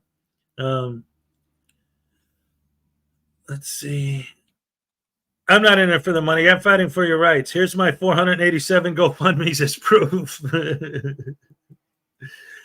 Somebody said I should see the new Planet of the Apes movie. We ain't stupidity only more, only NPC. Frauditor Terminator, good morning. Good morning to you, sir. Yes, the idea of I definitely want to see the new Planet of the Apes movie. I like this new series of Planet of the Apes movies. And I heard that when it comes to like silly, over-the-top, Evil Dead style gore and horror, that this new Abigail is supposed to be pretty good when it comes to that type of stuff. So I don't know. I'm going to pick up some comics. Hey, you know, I got a bunch I'm trying to get rid of, man. I just found when I came back up here and I was digging through my old collection that I had in my storage, I found I have the first print of the original Vengeance of Bane comic book. Because right now the majority of the copies that are floating around are the second prints, the reprints, but I have the original that I got when it first came out. And Vengeance of Bane 2, I got both of them. And I'm willing to let them go. So, FYI. And I also found I have that Batman comic book with the Beatles on the cover, but it's kind of beat up. So I'll let that go real cheap too. Just FYI, you can hit me up with an email if you might be interested in something like that. Let's see. 2 more minutes to the Cupcake Happy Dance, trying to eat up some time because I hate starting a new video and just getting like a minute or two into it and then having to pause it to do the cupcake dance. I'd rather just filibuster until then, do it, and then start the next video. I still have my copy of The Wedding of Mr. Fantastic and the Invisible Girl. Ooh, that's a good one. I have a slabbed copy of Solar Man of the Atom. I've been looking for that. Oh, nice. Oh, you're picking up a slabbed copy of Solar Man and the Atom because you've been looking for that. Okay, gotcha. Let's see. Society Red. Carrie T. Edward's interested. Hit me up in an email, buddy. We might be able to work something out. That'd be awesome. So far I only sold one comic book, and that was, I guess, a month ago. It was when I first moved back here, like right before I came back. It was one of the things I did to help get the money for that. And it was Which it was the first appearance of Galactus. It was an old Fantastic Four book from the 60s. Picture of the Watcher on the cover. Oh. I still have I think the Fantastic Four one with when the Hulk fights Thing for the first time. But there's like a little, it's not a tear, but the seam of the book is separated at the bottom. So it's still, worth a lot of money even with that, but it's, take a sip. You got it. I'm going to have to refill this while the next dance. Cupcake. Happy dance. All right. Okay. Ole, all right.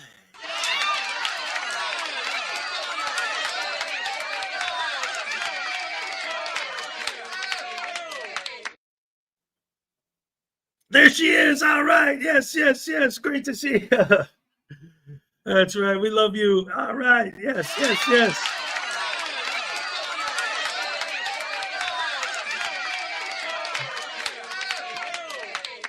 Awesome. I can't part with my comics. In my childhood, I didn't buy them to make money. My first wife sold so much of my stuff, it still hurts. Yeah. For me, I have two things, Chef, why I'm willing to sell comics. I never understood the comic book thing. Well, you know what, Florida Jim, here's the thing. It's like anything, right? Like, especially older comic books, because this is what I was about to get into. The majority of the comic books I have are from the mid-90s. I have a lot from the mid-80s, but the majority that I have are from the late 90s, early 2000s. And the thing is, the reason why the old comic books are worth so much money is because, like, in the 80s and on, like when I started collecting comics, everybody was a collector. You buy a comic book, you put it in a nice plastic bag, you put it away, you take good care of it, because it might be worth money someday. But everybody did that. So the majority of the newer comic books aren't worth anything. Like the one I was talking about a minute ago, the Vengeance of Bane thing, that's worth something because when it first came out, it was just this comic book about this character that nobody knew a couple years later was going to be the one to break the Batman and was going to be in the movies and was going to be this huge character that Bane, you had the Joker and the Riddler and the Penguin and all this, and Bane is on that list now. But when The Vengeance of Bane first came out, it wasn't a Batman comic book. It was just a comic book of a character that no one ever heard of. So nobody bothered to collect it. So it's more rare now. The older comic books was back in the days, like a kid would buy a comic book, read it, and then toss it away. So there are way less of them that exist in the world.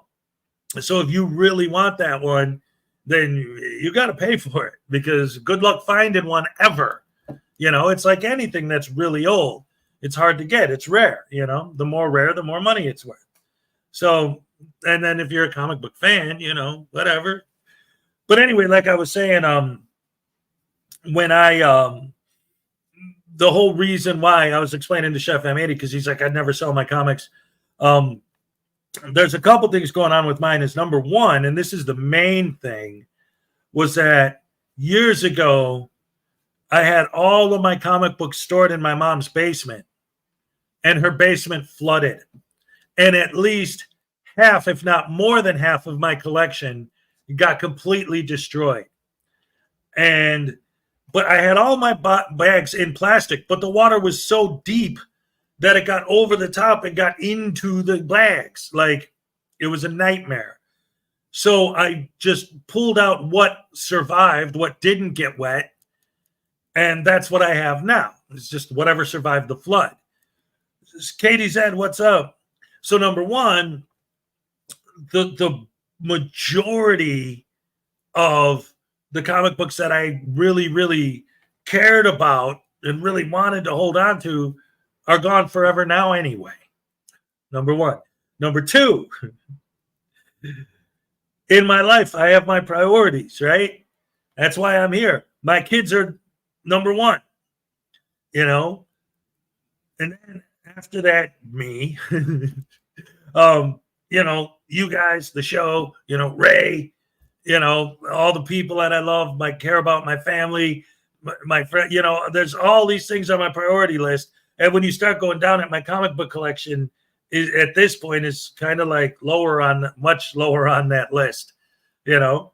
And then on top of all that, a couple weeks ago, my son was here and he literally went through, he wanted to do this. He wanted to. He literally went through one at a time every single comic book I own, took out everything and anything that had Spider-Man in it, put them all in a box, sorted all the rest of my comic books, put them by name, by number, by character, all of that. He sorted them all out nice, beautiful for me.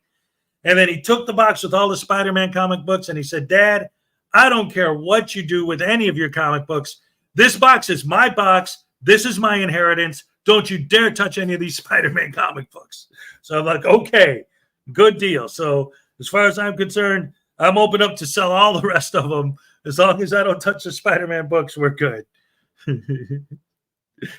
Anyway, that's a whole nother story. So we got the happy dance in. So now we can go ahead and get on with the show.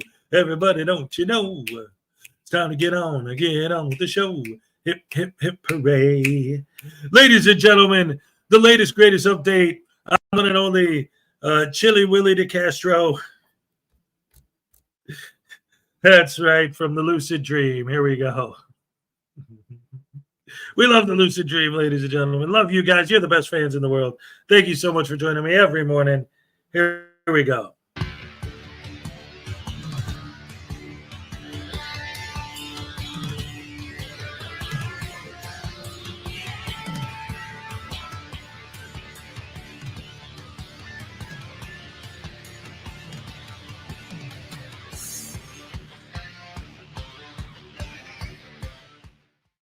Welcome back to my corner of the internet, guys. I am the Lucid Dream, and I was about to go to bed, and then Chili compared himself to Kunta Kinte, and yeah, I can't let that one pass. First and foremost, thank you to all of my channel members and subscribers. Without you, I would not be here. So as always, every day, thank you. Let's go ahead and get into it. This is going to be a quick one, but this man gets more delusional the longer he sits in jail. Hello, world. Today is May 20th, 2024. My name is Chile DeCastro. I'm a journalist who's been wrongfully imprisoned in Clark County Detention Center in Las Vegas, Nevada. It was a kangaroo court from the beginning. I had a biased and unprincipled judge who sentenced me to 6 months in jail for obstruction and resisting. The research we've done has shown that in the past 5 years in that same courtroom with that same judge, she's put nobody in jail for obstruction. In the 4 cases that went to trial, none of those people were sentenced to jail. They were all given anger management, impulse training, and then the misdemeanor fell off their record. So what's happening in our country right now, and we're seeing in the newspapers, we're seeing that censorship is becoming the way of this government. And what's happening right now is history is repeating itself.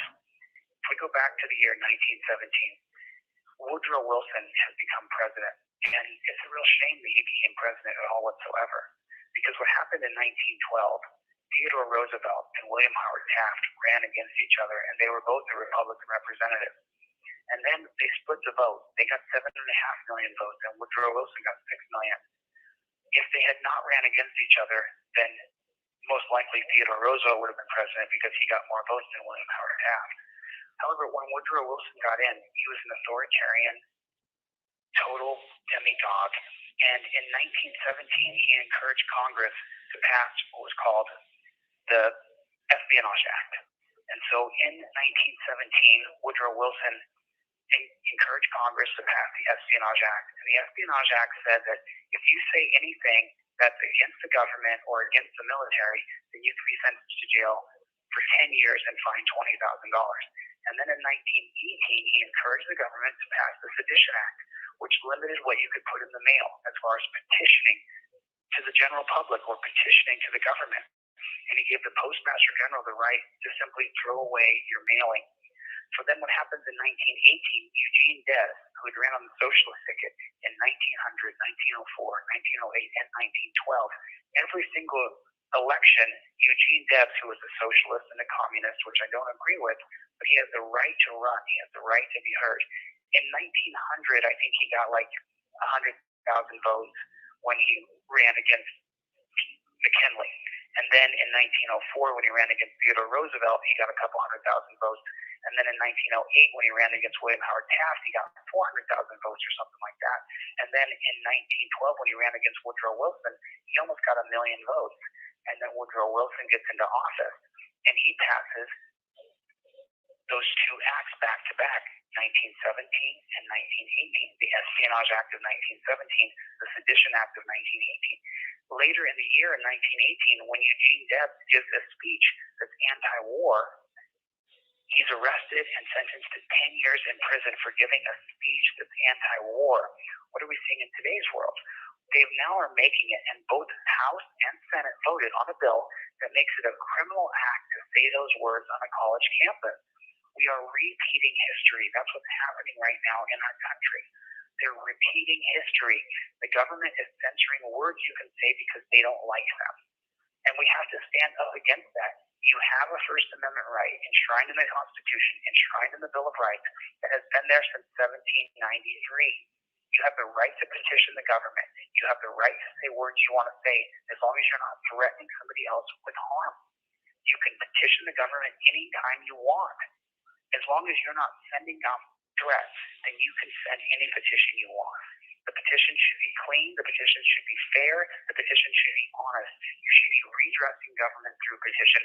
I'm in a dungeon for filming cops because the lady judge was married to a cop.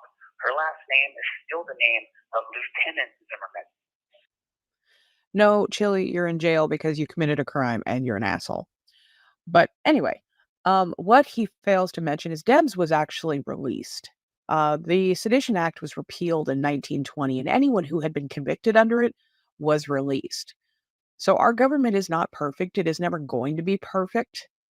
But that's why people work for change. People actually work for change. They don't stand around screaming profanities at police for absolutely no reason than to put it on YouTube, like someone else we know. World War I was a horrible time for our country. There was a lot of anti-war sentiment. These two acts were passed to try and squash that, and unfortunately, they went about it the wrong way, which is why the Sedition Act was repealed. The Espionage Act was, it never fully went away. There are still criminal codes for seditious conspiracy, but these are not things people are charged with every day. This is not something that applies to Chile. This is absolutely not something that applies to Chile. He is not a political prisoner. He is a jackass who stands out in public with a camera screaming at police officers because he has a hatred for all police and feels himself to be a victim. If you don't believe me, he calls himself a martyr here in just a couple of minutes. Multiple times. You'll hear it. I'm allowed to say these things. I'm pointing out absolute facts. You have a right to petition that biased and unprincipled judge and redress her and tell her that what she's done is unjust and wrong. And there's nothing wrong with that. You can do that. Now, I'm paying the price for it right now. I'm a martyr to the cause of the First Amendment to have freedom of press. We have the right to film cops. They made a vague and capricious NRS code 192.190 that is so vague and so wide open that you can charge anybody with obstruction anytime you want. I have 50 more days in this dungeon until my appeal is heard. And you're allowed to petition that judge as well and say that she should immediately release me from jail and that this case should be overturned on appeal. You are allowed to petition the court. Don't let anybody tell you that you're not. It is not true. I'm leading in the proper way. Make sure that your petition is immaculate, that it's clean, that it's concise, that you identify yourself. Here's my name, here's my address. I'm writing a petition on behalf of Chile DeCastro. He should not be in jail. He shouldn't have been put in jail. He should be released from jail. His case should be overturned on appeal. That's your petition, and there's nothing wrong with that. We are repeating history right now. We're doing the exact same thing that we did in 1917 and 1918 when Theodore Roosevelt and William Howard Taft split the vote, and then we got somebody in office that nobody wanted. 6 million people voted for Woodrow Wilson. 7.5 million people voted for Taft and Roosevelt. Roosevelt was one of the best leaders. Theodore Roosevelt was one of the best presidents we had in U.S. history. He did an amazing job. But remember, they didn't ever plan on Theodore Roosevelt becoming president. When William McKinley is reelected in 1900 after he was elected in 1896, in 1900, when William McKinley was reelected, he was shot and killed 6 months into his presidency. He had picked up Theodore Roosevelt as his running mate because they split the ticket so that North and South would vote for different people. When Theodore Roosevelt got into office, the big business people hated it. They hated it. It's crazy because Theodore Roosevelt and Franklin Delano Roosevelt are both related 30 years apart in the presidency. But I'll tell you what, Theodore Roosevelt and Franklin Delano Roosevelt were two of the best presidents we have. They were for the people. They were for workers. You remember, we had the Lochner era from 1897 till 1937. The Lochner era of court, it actually goes back to 1896. And I think that it's going to be Santa Barbara versus Railroad Company. I can't remember the exact case, where they said the 14th Amendment applies to corporations. It's just so ridiculous. So they took that holding of the 14th Amendment is the same as corporations it is for people, that they have equal protection under the law, and they abused it from 1897 to 1937. The only way the Lochner era ended is when Franklin Delano Roosevelt got to office and passed the New Deal. Now, you may not agree with parts of the New Deal, but he broke up the monopoly of having absolute power over workers because he instituted an 8-hour workday for federal employees, and then that spread to other employees. And then I believe it was U.S. Steel Company was the first company that had to recognize that they had a union.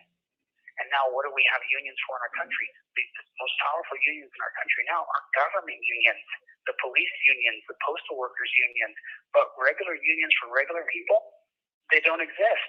They're not anywhere. Where should the number one union be right now? In the UFC. The UFC fighters should have a union because they don't have a collective bargaining agreement like the NBA and the MLB, and they should have a collective bargaining agreement. So the government has continued to strip away and usurp power.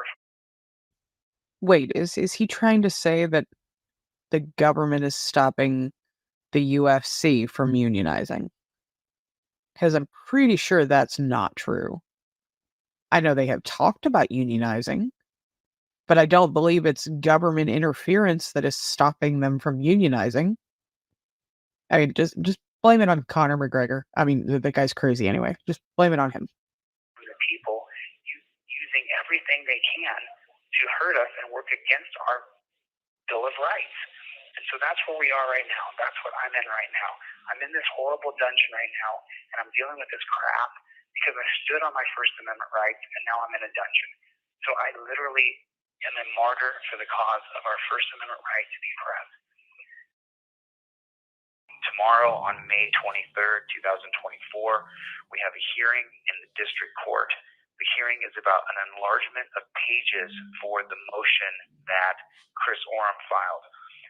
When you file a appeal brief, it's supposed to be 10 pages. This appeal brief that we filed is 29 pages. So immediately upon filing the brief, Chris Oram filed to have a motion heard about it. Now, as of this moment, the district attorney's office has not opposed the enlargement of pages. So it looks like tomorrow's motion hearing should go smoothly. I will be in court tomorrow. I know the cameras will be there. So it's always a lot of pressure when they bring you into a courtroom in chains. It is a humiliating, despicable process that we are still using from the slavery era, where they chain you up as though you are some sort of homicidal killer. All they would have to do is move the bailiff station between the judge and the defendant to ensure the safety of the judge and the jury. That's all that they would have to do. With that history. In accordance with the laws of the state of Nevada, this court. But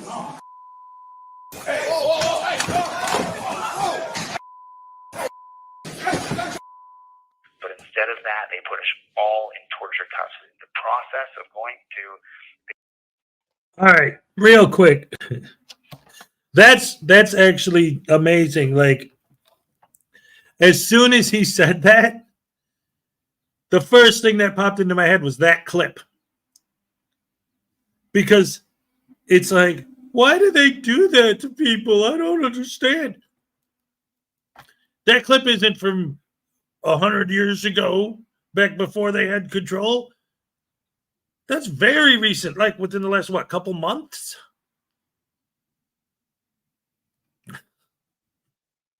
How could you see something like that and still come out here and say that you don't understand why the rules are set up the way they are? I was just looking yesterday, or was it this morning? It was either last night or this morning. I was looking at my comment section, and somebody was saying that, like, you don't understand, man, you bootlickers. You're just one pullover from getting killed by cops. That's how these people actually think. They think that if you get pulled over, that means that the cops are just going to jump out of the car and start shooting at you.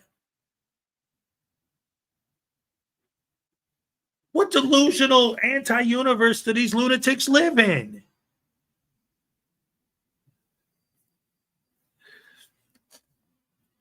Traffic laws aren't there to make the road safe. They're there as an excuse to steal money from the driver. Oh, travelers. Like, if you look at the amount of car accidents that happen, the amount of people who die in car collisions and car crashes and stuff, it's amazing that there isn't more when you look at that compared to the amount of people on the road. But if there were no traffic laws and you could just go there wouldn't be any lanes, there wouldn't be any stops. You think someone who's in a hurry to go to work would stop if there weren't stoplights? To let the other people go? No. Zoom. They don't care. They always anyway, that was the perfect clip. That was a perfect way to end it, because that's it. He's saying, "Oh, well, I don't understand why they have to bring you to court and change and this and that," because stuff like that happens. That's why.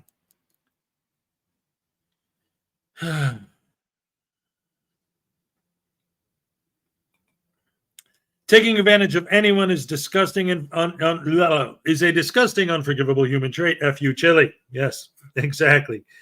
Yeah, Chile's horrible, man. That guy, he's so vile.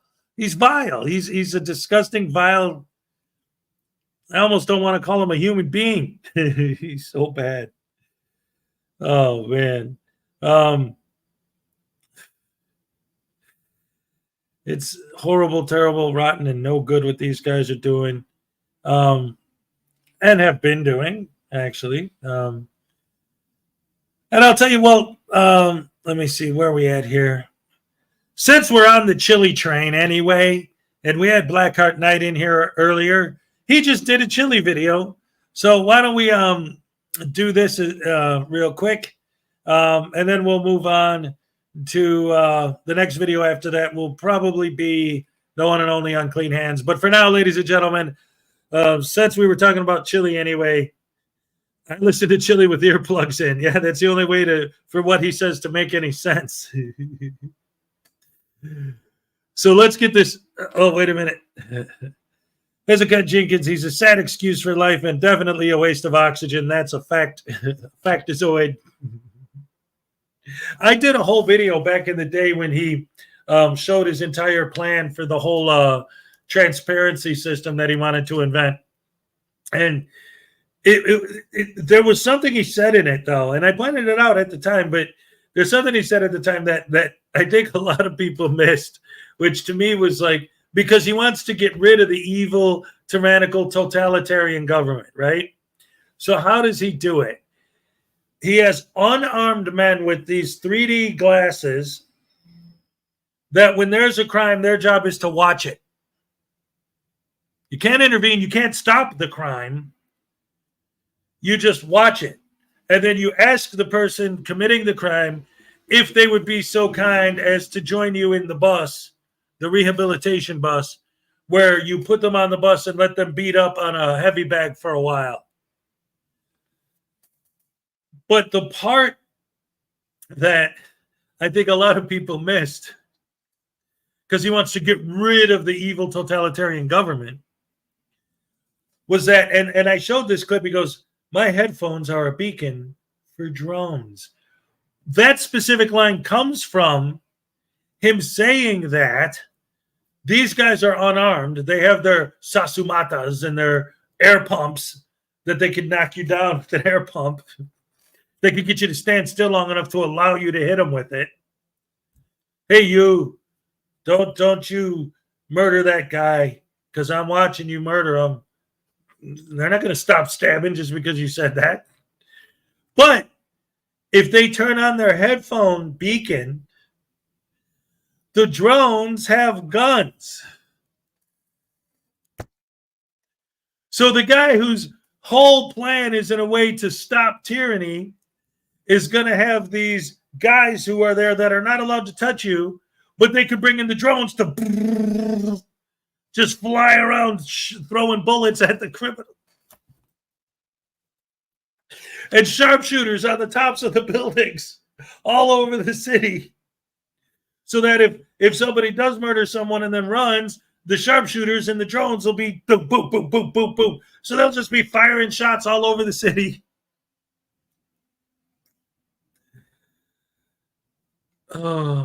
He stole his ideas from RoboCop. Yep. Is this transparency app coming out before or after the board game? Right?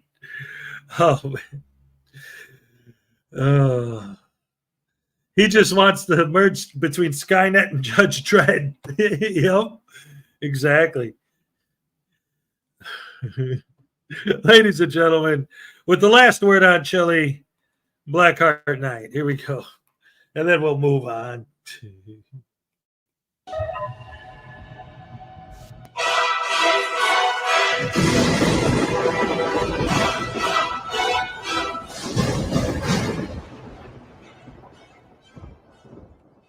Some viewers may find the following video disturbing. Viewer discretion is advised.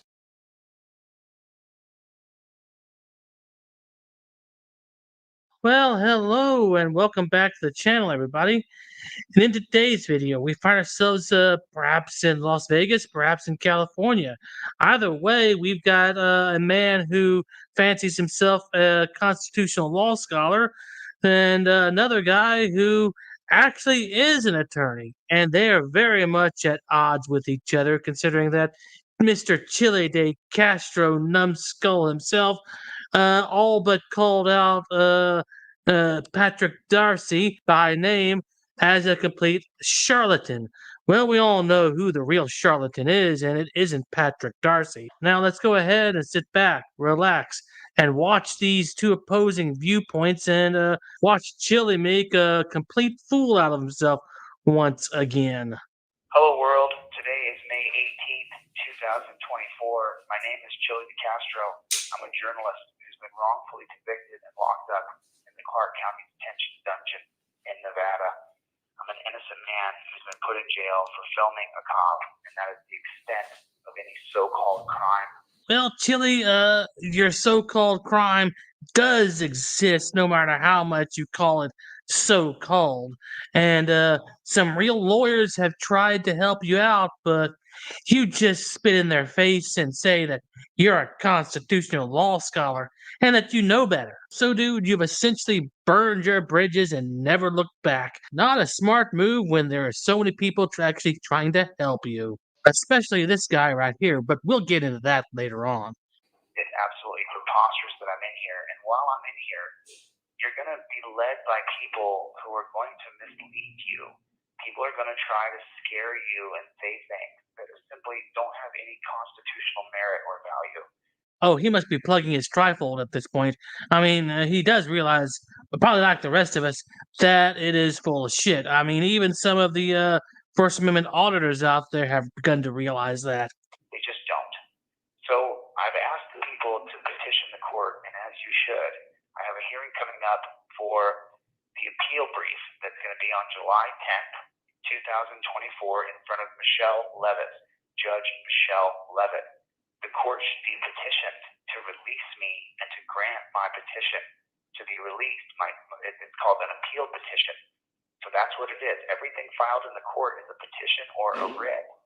And anybody who tells you you cannot petition the court is a charlatan, and they're misleading you. Well, you're entirely wrong on that, dude. What you're talking about is redressing your grievances with the government. That doesn't work with the legal system. That works with the main government itself, not the Justice Department. In this particular occasion, you would have to use those motions and briefs that you talk about. I mean, it's not what you think it is, dude. It's not an end-all, be-all method of getting you out scot-free. Nope, nope, nope, nope, nope. And that poorly written appeal that you wrote just isn't going to cut the mustard. I mean, I'm sure the judges is going to get a good laugh out of that. You know, I can sit here and tell you that the world is going to turn to mush tomorrow. And then I can sit and give you the validation as to the reasons why the world is going to turn to mush tomorrow. And it can make perfect sense to you. Just like Don Lapree's multi-million-dollar real estate deal. If you buy his videos, you're going to be a millionaire in the real estate market. You remember Don Lapree? And he sat up there, and how many millions of dollars did Don Lapree make? Telling you, if you get my system, you're going to be a millionaire next year. Just follow my steps, and you're going to be a millionaire too. And so someone can sit up there and say, I'm credentialed, and I know. Well, gee, Chili, you're talking about yourself right there. You're the one who has no actual education in the law. You're the one who's touting their 20-year law scholar, constitutional law scholarship. Yeah.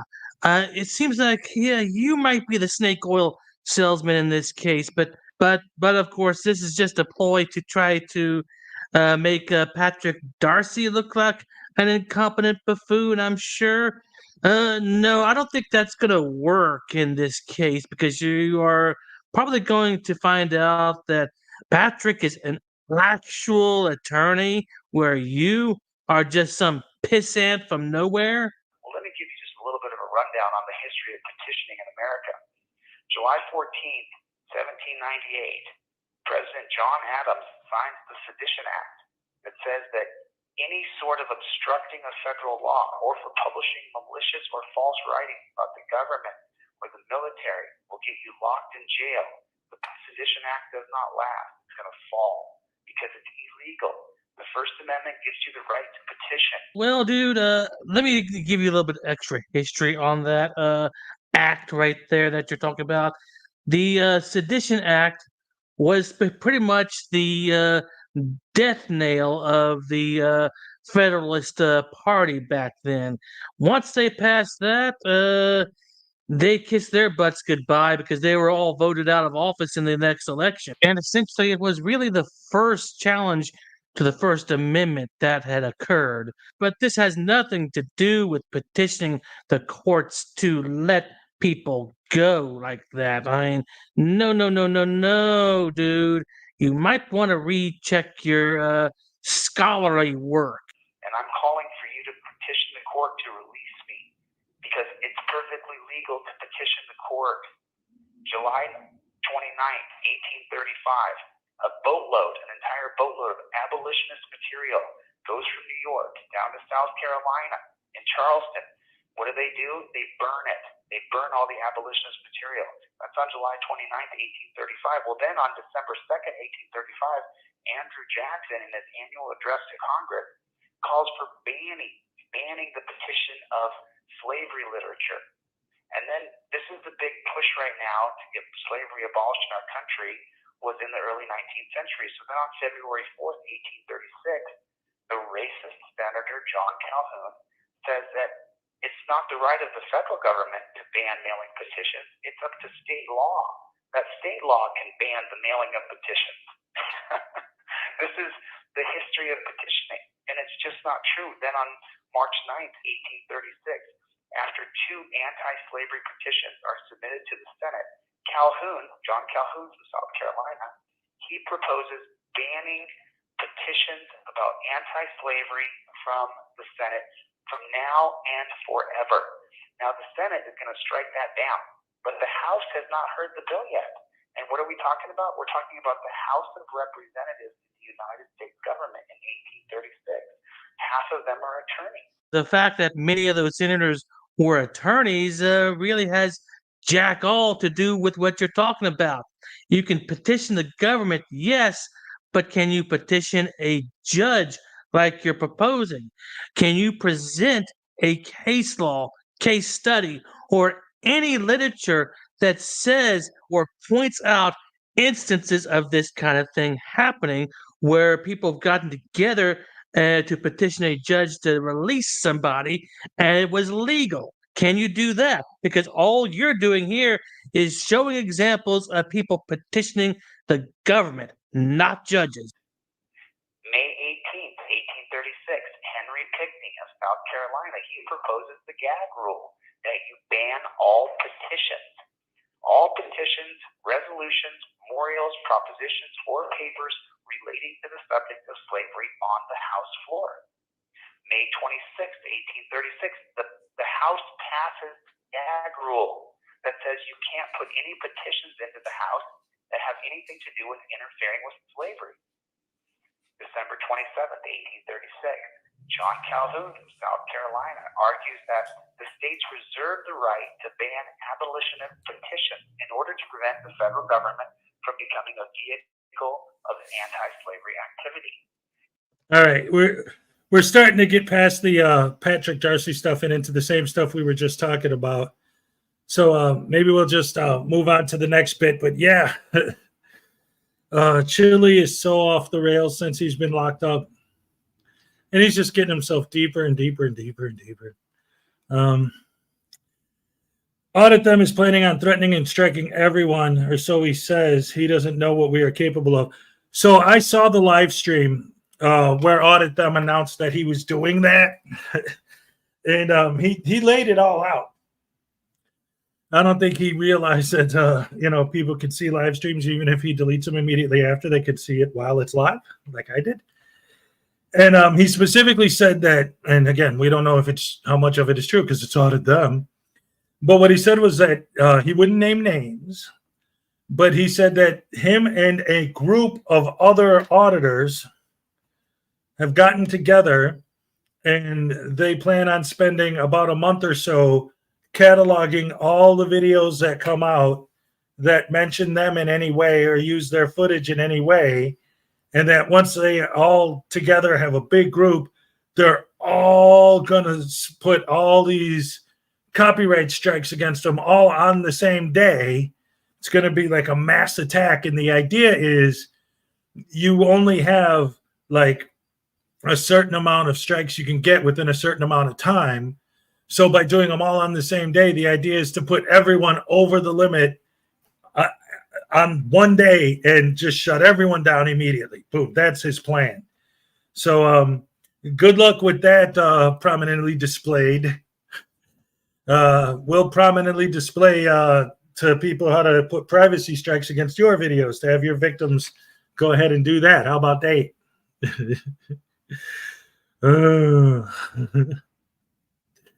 Oh my goodness gracious me. Ladies and gentlemen, these people are out of their damn minds. If they even have minds, I don't know.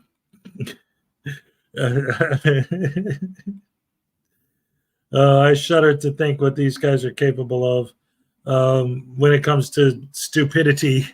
They're always raising it to a higher level every video. It's mind-boggling, amazing sometimes to see just how deep into stupidity some of these guys can fall and do on a daily basis. Ladies and gentlemen, boys and girls, women, children of all ages, the one, the only, unclean. Well, first of all, round of applause for Blackheart Knight, of course. And ladies and gentlemen, unclean hands.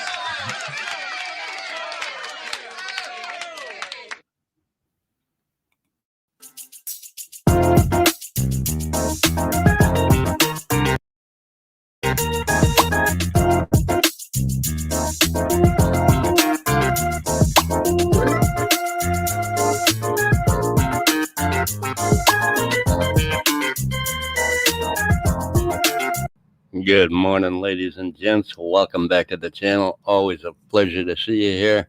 Today we're going to cover a fairly new guy. He's got like 162 subscribers. He's from up in Alaska. Goes by Alaska Audits, you know, real basic name. But anyway, he's got some mental problems, I think. I don't know. We got to check him out. He gets bounced out of a courthouse, and he's not very happy. And he spouts a bunch of law that isn't actually law, and, you know, the typical nonsense they spew out. But this guy is strictly looking for lawsuits. Every audit he does, he mentions he's going to file a lawsuit. So he's a mini Chile. Anyway, let's check him out.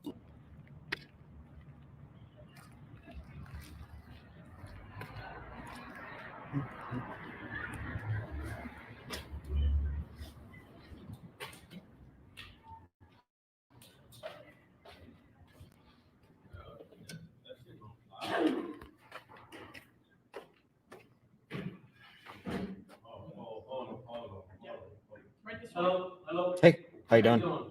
Good. How about you? I'm doing well. What are you doing with the camera, sir? Oh, recording. Okay, so you're not allowed to record in the building, sir. Is this a public building? This is a court. You're not allowed. There's no one allowed to record in the building. It's an ordinance is already passed out. I can go get the ordinance for you, but you're not allowed to record in the building. Yeah, could I see it? Sure can. Thank you. But what I'm having you do is step outside for a moment with that camera. But it's a public building. You recording it, sir. So you can walk with me this way. But this is a Walk with me this way, please. this is a public building, Walk though. with me this way, please. But sir, this is a public I'm building. giving you your orders you asked for, right? Sir. Oh, you're showing me on the cell phone? Ordinance. We're not doing this today. Were you gonna show me on the cell phone? Or? Oh no, it's coming. Just hang tight. I'm calling for it. Oh, the cops? Yeah. No, I'm not calling the cops. Oh. Not yet, anyway. He will in a little while. So. Hey, sir, I have a gentleman here recording again, one of these YouTuber guys. Can you please bring out the ordinance, let him know that he cannot record in this building? Thank you. So. He's coming. So you can stay right here with your camera. Okay. Well, sir, I mean. Please don't put me on your okay, camera. well, sir, you can't tell me where to stand. Sir.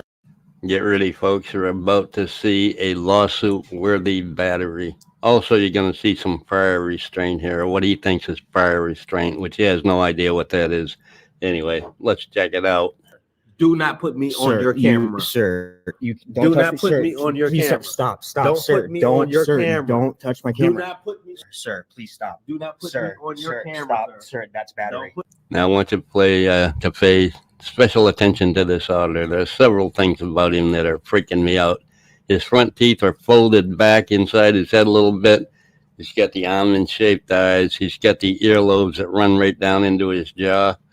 Now, when I was younger, people told me that was a sign of breech birth. He was born upside down, or he's got some kind of mental disability or something. But I've learned that's just an old wives' tale, but he looks a little bizarre. Another thing you're going to notice is he cannot take his eyes off his camera. He looks right into it as much as he can, no matter what. Put me on your camera, sir. I'm here. Don't put me on your camera, sir. Sir, I'm recording. I'm not public. You just bumped. I'm You not just bumped into public. me. I didn't touch you. I didn't touch you. I didn't touch you, sir. I didn't touch you. That's prior restraint. I didn't touch you. That is prior restraint. Don't Sir, put please don't stop, put me sir. on your You're camera. gonna get sued. You're gonna get sued. That's prior restraint. Don't. I know I shouldn't have to do this, but I'm going to go over the prior restraint doctrine. Excuse me.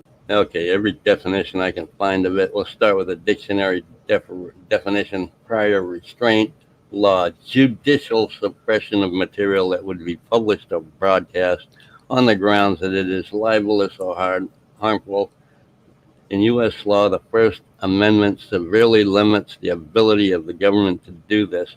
This security guard is not the government. He's an employee of this courthouse. So you can't sue him for it. The doctrine of prior restraint. Congress shall make no law respecting an establishment of religion or prohibiting the free exercise thereof. So that's about religion, or abridging the freedom of speech or the press, or of the press, or the right of the people to peacefully assemble and petition the government for redress of grievances. He's not there at the courthouse to redress any grievances or have a protest. He's there to film. So it has nothing to do with prior restraint, in my opinion. If I'm wrong, correct me. Put me on your camera. Don't put me on your camera. Don't put me on your camera. I don't care what you're recording. Don't put me on your camera. You're in public. Don't put me on your camera. Don't put me on your camera. Don't put me on your camera. That's prior restraint. Don't put me on your camera. Don't put me on your camera. Don't put me on your camera, sir. Don't put me on your camera, sir. You can't record in this building. It's not for you, sir. That's to record, sir. Not to record. Do not put me on your camera, sir. Why not? We can do this all day. We can do this all day. I guess we're going to. So I mean, sir, but you did bump me. That is bad. That is bad. You just keep bumping into me. Don't put me on your camera, sir. Don't put me on your camera, sir. Okay, well, you're making a big scene, sir. You need to de-escalate. I am de-escalating, bro. Okay, calm down. Don't squeak. Don't put me on your camera. Okay, that's prior restraint. Don't put me on your camera. Okay, prior restraint. Okay, I can. Okay, I'm going to do it now. Go ahead. Go ahead. Oh, yeah. Go ahead. Go ahead. Oh, yeah. Sir, you need to de-escalate. Oh, okay. Okay, go ahead. So that was extremely unprofessional. I mean, holy smokes. I mean, snap. I would never do that to him. Oh my gosh. That was ridiculous. I mean, holy crap. I'm just here recording peacefully. I mean,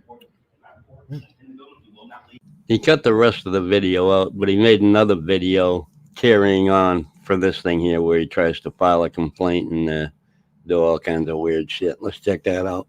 Says is, all I can inform you is I can't really stop you from now recording in here. Yeah.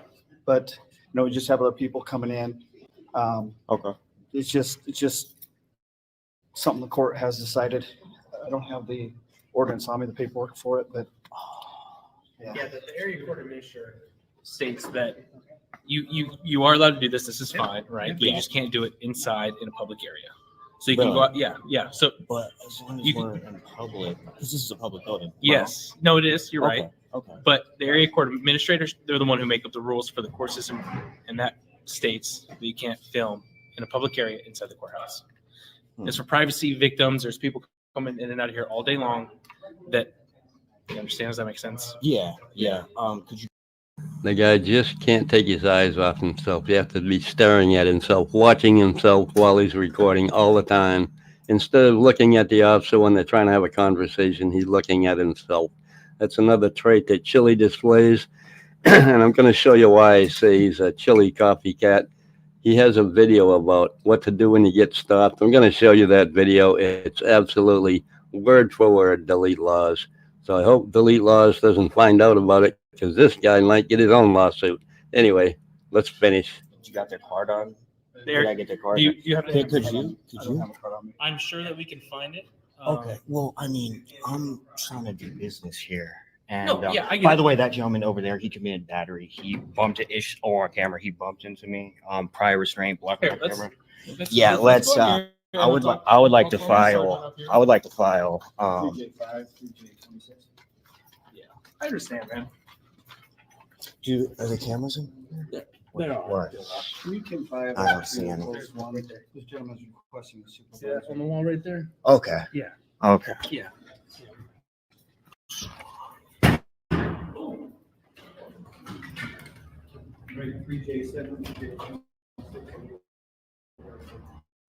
Okay. So, yeah. What do you? I mean, Would that be sir?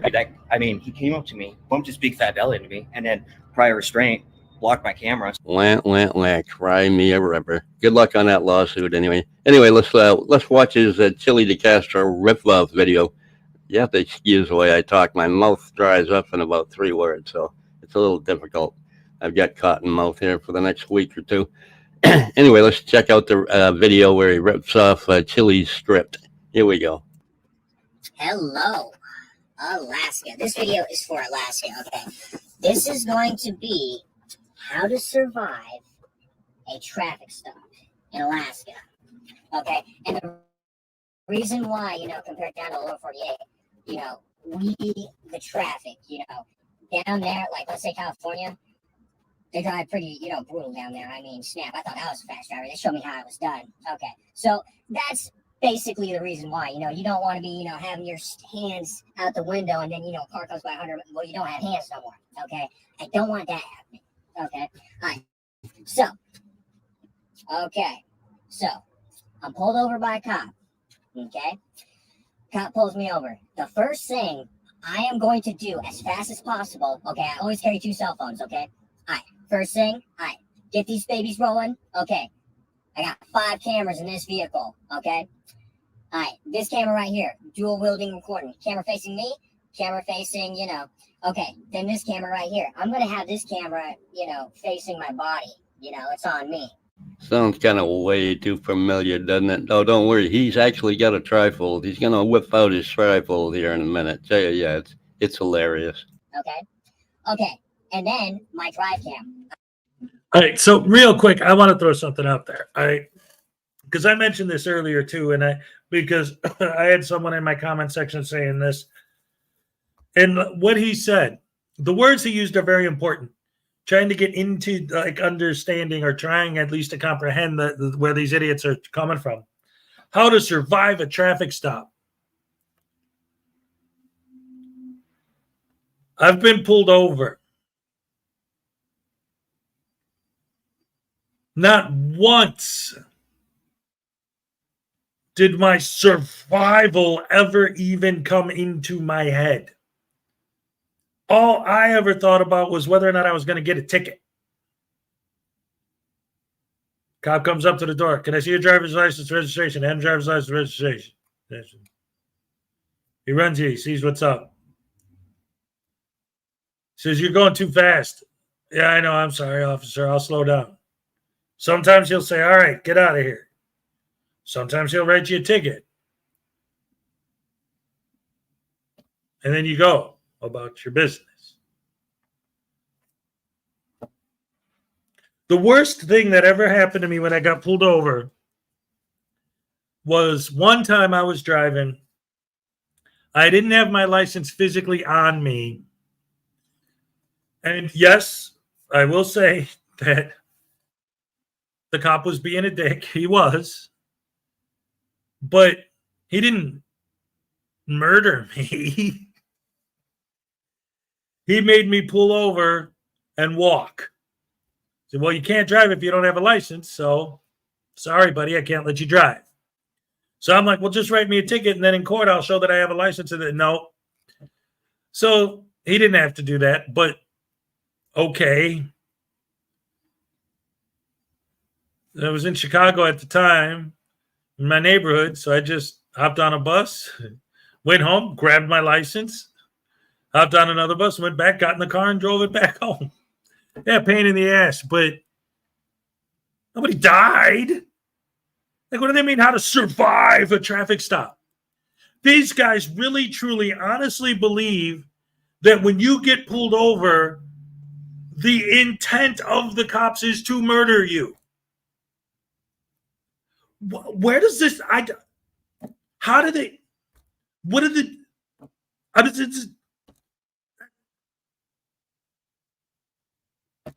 I don't,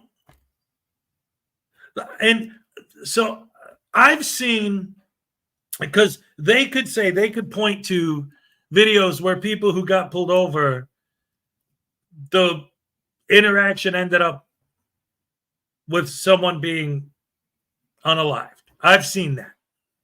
But you know what I've seen more of? People getting pulled over and the person who got pulled over taking shots at the cop from inside the car. I've seen that way more often than I've seen the opposite. Police are way more likely to get shot by the person they're pulling over than to be the ones doing the shooting.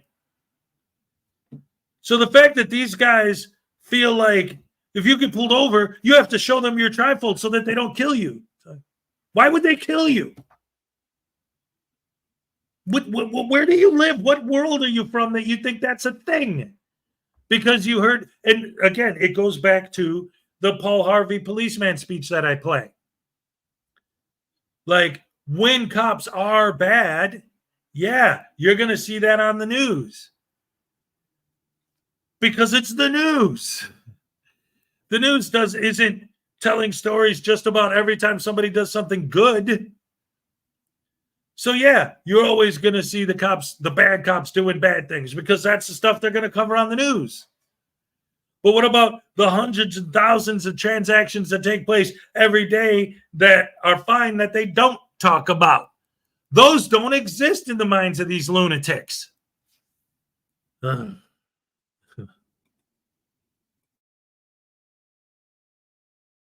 I do need a better drive cam. This thing was $350, but it's not good enough. Okay? All right. 2 cameras. Okay?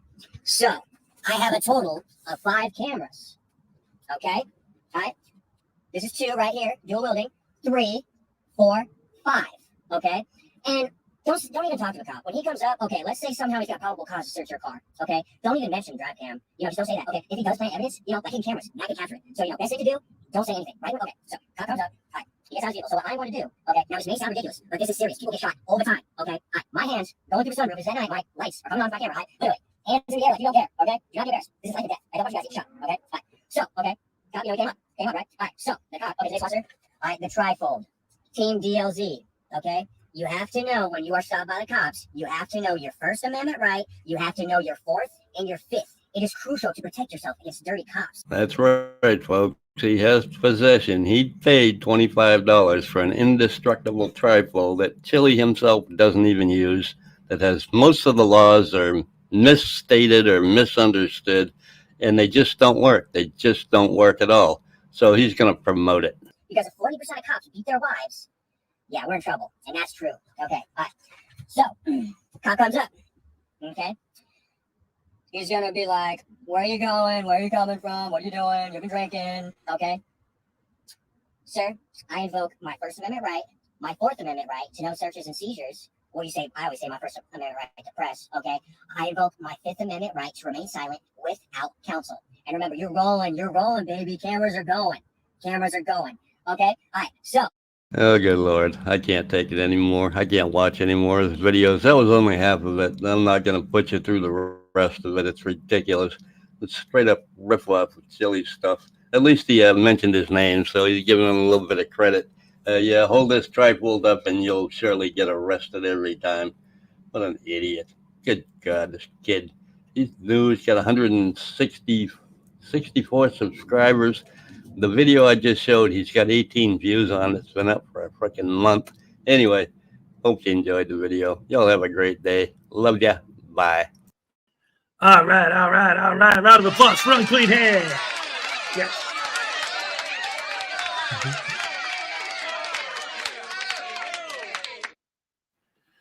Speaking of trials, just a reminder that today at 6 p.m. Central Time, Artie's Corporate Fiction is going to do a Rise of the Moors retrospective because Jamal Latimer's trial starts today, finally. After all this time, what has it been, 2 years? Oh, boy. That's going to be fascinating to watch. Oh, man, that's going to be a dumpster fire. I wonder if they're actually going to broadcast the trial itself. I'd like to find it if they do. That would be amazing to watch. Because he hasn't stopped. Like, he still posts videos where he talks about how the government and he's a Moor and he's not subject to jurisdiction. And we've heard it all before. Oh, stupidity on display each and every day. All right, so this next one, this is something a little different. This is a channel that I've never seen before, called Toisha's Court Watch. I've never seen their videos before, but this video is entitled Judge Middleton Handles This Sovereign Citizen with Ease. So anytime Judge Middleton is talking to a sovereign, I'm definitely interested in that. So let me go ahead and put a link so that you guys could check out the Court Watch. Maybe go ahead and subscribe. And let's go ahead and check this video out and see if this is one of the Judge Middleton videos we've seen before, if this is something new and different. Who knows? I love watching Judge Middleton take down these soft sits. He gets so many in his court. Him and Judge Simpson seem to just be like magnets for soft sits. I don't know, man. Here we go. Or Mr. Aiken. That was Mr. You're on special appearance and fine. All right, well, we'll talk about that here. This is file number, what's that? You're on special appearance in the divine and living. Okay, could you hand that? Well, first let me call the case. This is file number 222036SM.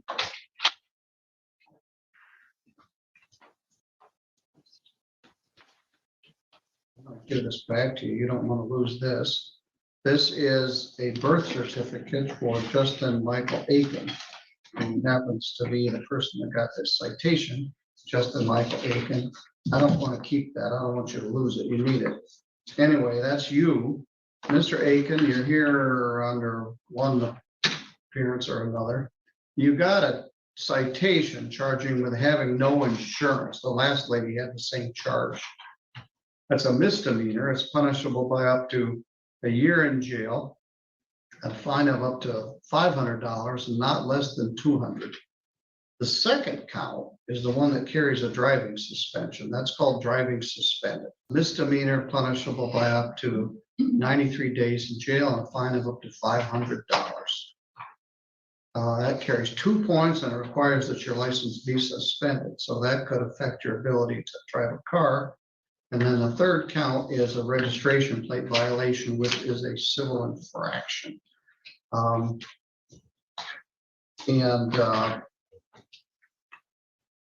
don't know whether there's any sort of plea offer at this point. It probably isn't. What was your advice, Ms. Jackson? I advised him that he should plead not guilty, ask for a pretrial, and pay off what is suspending him, which is basically a couple of tickets, I believe, out of Moorish County. See if he can't get some reduction on that charge.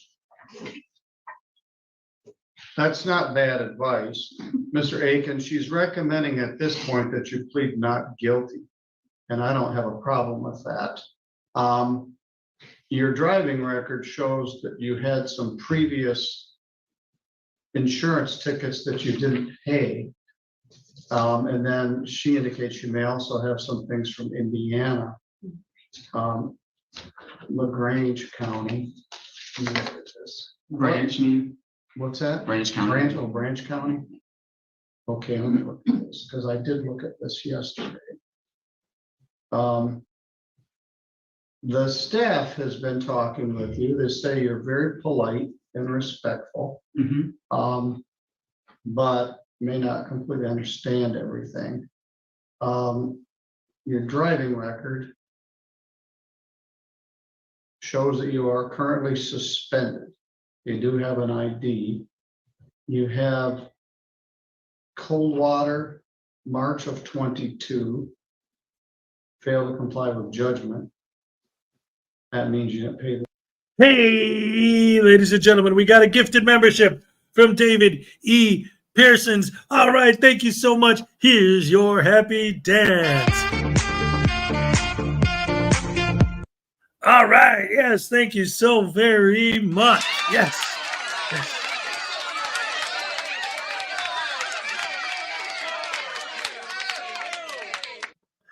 You know what, speaking of you, David, we were talking in email, but just since you're here, I want to say that for those of you, if you didn't know, because of the fact that my Saturday show wasn't, I never considered, it was never my show.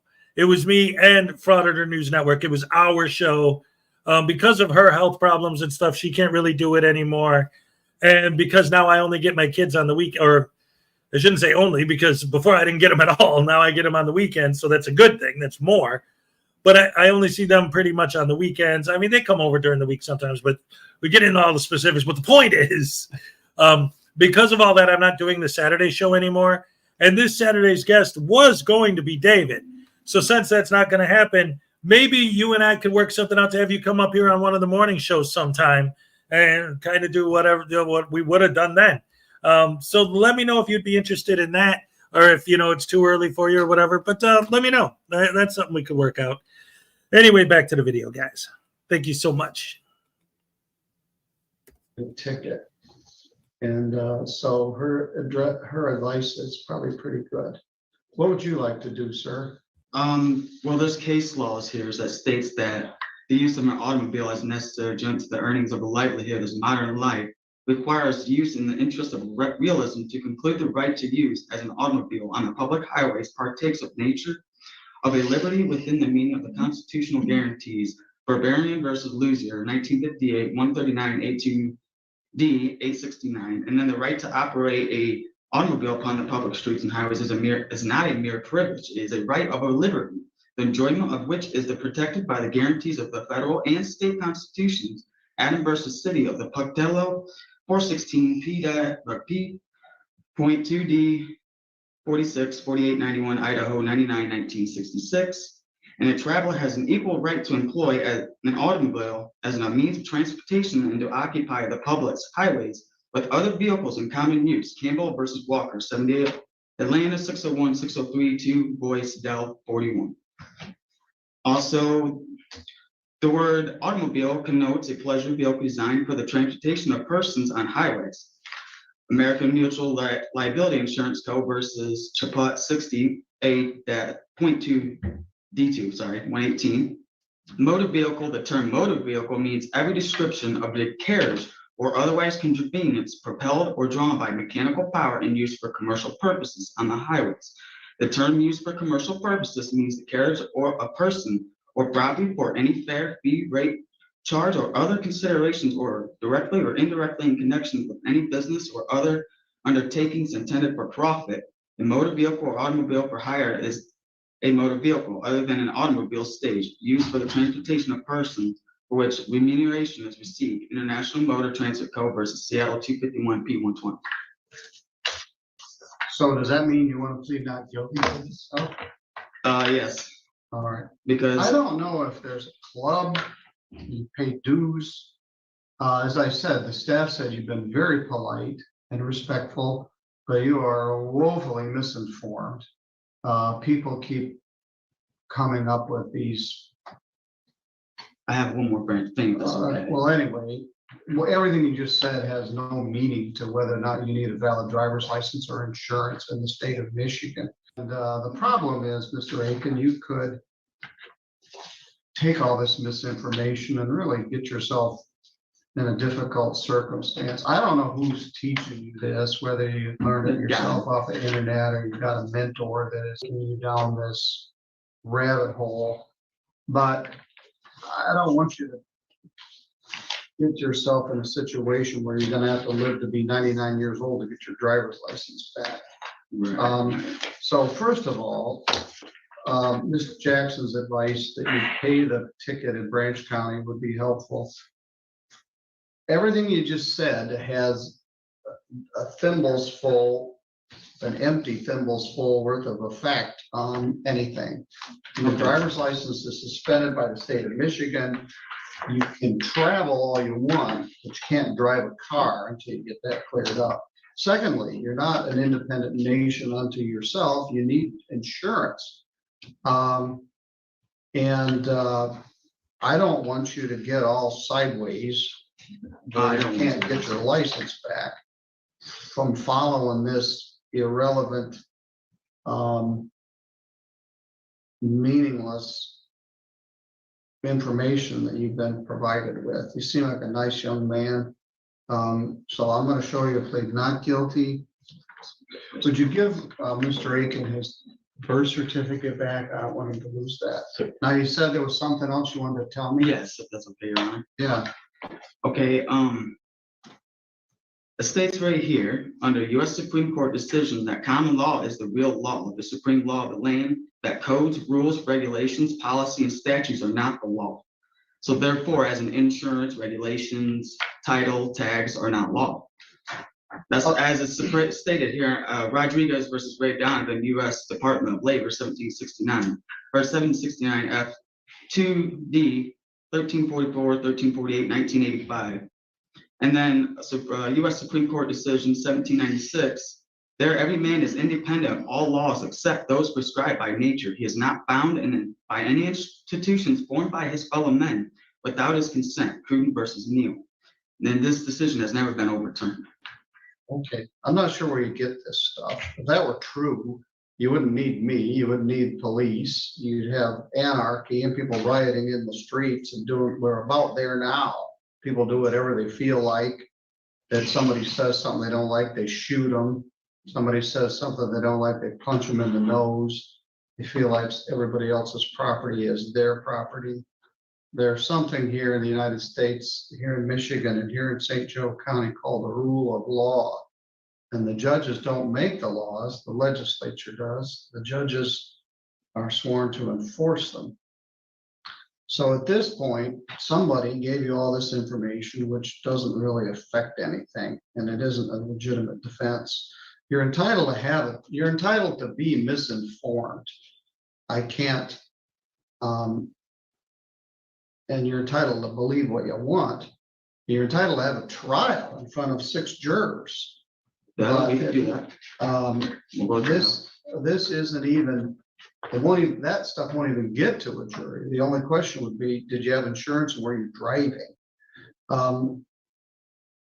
Anyway, as I said, I don't want you to get on the driving suspended merry-go-round and you'll be unable to get off of it. Whoever is giving you this information is doing you a terrible disservice. You got these tickets in other jurisdictions that you didn't pay. Now you're suspended. How'd you get here today? I got a ride. Somebody gave me a ride. All right. Well, don't drive anymore until we sort this out. I would like to see you get back on the right side of having a driver's license. This stuff is not helpful. It doesn't aid your cause. It has little meaning. And the bottom line is you need to have a valid driver's license. You need to have insurance. This stuff doesn't carry any lawful weight in any court in the state of Michigan. So I'm going to show you're pleading not guilty. We'll send you out to the court office. We'll have a pretrial. You can share your thoughts and beliefs with the prosecutor. It'll probably just make them mad. But Miss Jackson's advice is a good one. If you can go get the tickets paid off, get your license available to get it, they may give you some consideration. But you live in Constantine, which is a little place. Right. Every time you drive, they're going to pull you over again. Yeah, we're going to be on the merry-go-round and we won't be able to get off of it. So, like I said, you've always been polite and respectful, and you're entitled to believe what you want, but this isn't helpful to your cause. So we'll get a pretrial, let you share that information with the prosecutor, see what they want to do. But Ms. Jackson's advice, I think, is good advice. Okay. All right, Mr. Aiken, why don't you take him out to the counter? Now, what's going to happen next, and I apologize, once upon a time, we used to do the pretrial right here at the time of the arraignment. But with county cases, we're not able to do that presently. Are you missing work right now? No, not right now. Okay, good. I don't want you to have to take time off from work to come back here, but we'll talk further about this. And if you want a trial, you're ultimately entitled to have one. My hope is you could get some of this stuff squared away and the prosecutor will give you some consideration, help you get your valid license back. All right, so that's pretty much the end of it. I wanted to comment on this. I see this is Florida. Jim was saying I still am blown away that there are people who believe this, and Leland brought up a good point. And this is important because to me, this is one thing that I kind of understand. Like most of this stuff, like I can't wrap my brain around at all, even a little bit, even with this, like the whole idea of like, you don't need insurance. Like, so if you get in an accident and it's your fault, who's going to pay to fix the person's car? If somebody dies, who's going to pay for that? Like you got hundreds of thousands of dollars just laying around to pay for this stuff, or your victim, if the accident is your fault, screw them. Oh, no. I'll just pay them off of my fictional bank account that exists under my social security number that doesn't exist. Like, stuff like that is just, right? But the basic idea, on its most base fundamental level, I can kind of get it because of the whole way I discovered this whole thing in the first place. What happened was, and I've told this story before, I got a letter from the state that it was time to get a new license plate sticker, to renew my license plate. And the sticker at the time, I think, was like $85. And at that specific time, if I had $20, right, I wouldn't buy a cup of coffee. I wouldn't buy myself a frappuccino. I wouldn't buy anything for myself. At that point in my life, if I had an extra $20, that would be diaper money. I'd buy diapers with it. I'd buy formula. Formula's expensive. I had 4 kids. At the time, the baby was a baby.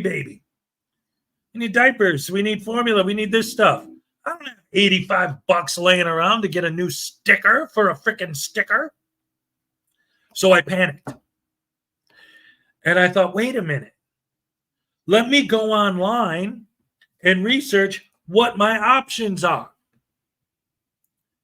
And what did I find? I didn't know it at the time.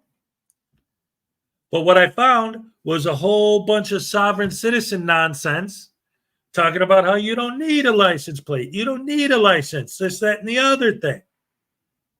Now, it took me maybe 10 minutes, 15 minutes to realize that this was nonsense. But that was what got me aware that these people existed and what got me to start going down the rabbit hole to find out what was going on. But I very quickly realized it wasn't true. In fact, ultimately, what I ended up doing was, this is crazy, man. This is nuts, man. Check this out. I made a couple phone calls. Yeah.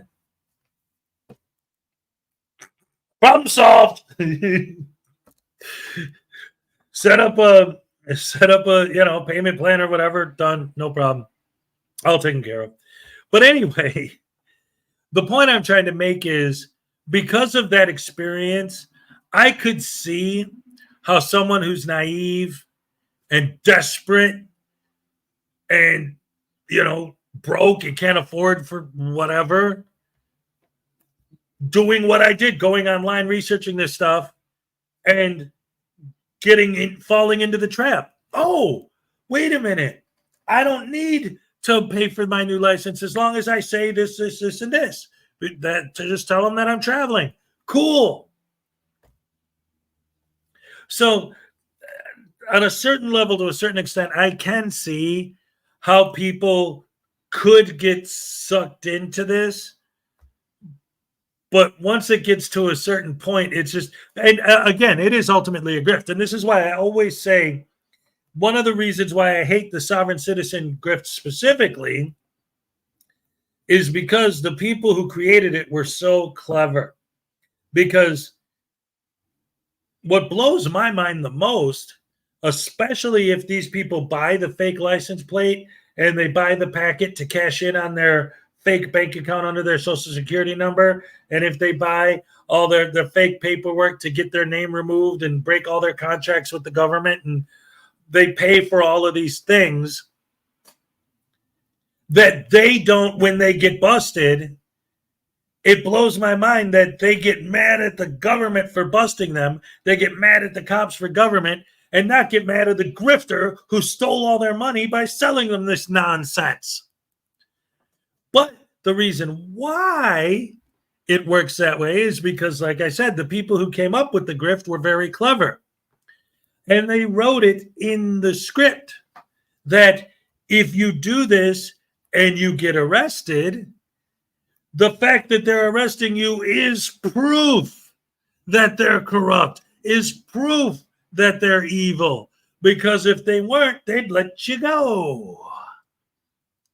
So when they get arrested, they don't think, hey, the fact that I'm being arrested proves that these guys are wrong and I should be mad at them for ripping me off. Instead, they're like, hey, these guys are right. They said if I tried this, I'd get arrested. And look, here I am in cuffs.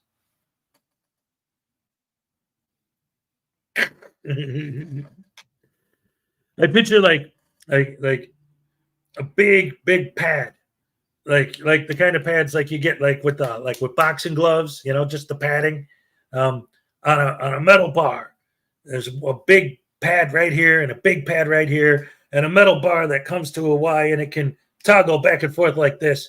And you get a sovereign citizen and you just put them in one of those and you have it trigger whenever they say I'm traveling instead of driving or any of that other nonsense. They get a bamf.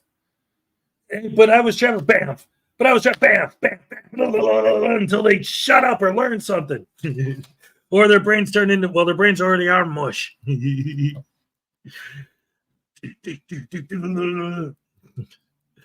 Rogers is here. What's up? Good to see you. Oh, these guys are something else. Ladies and gentlemen, did you know that Mark Rules has a channel? We're going to go ahead real quick and we're going to check out the new Mark Rules video. A big fan of the channel. We love Mark Rules. Here you go.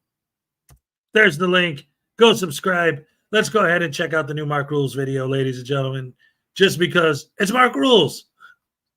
And it's about Eli. One of the men we love to hate. A First Amendment auditor is trying to sing his way out. Hi, my name is Aunt Kathy. And I would like to thank all the subscribers in this courtroom from the bottom of my heart. Please don't hesitate to leave a message because I really enjoy reading all your comments.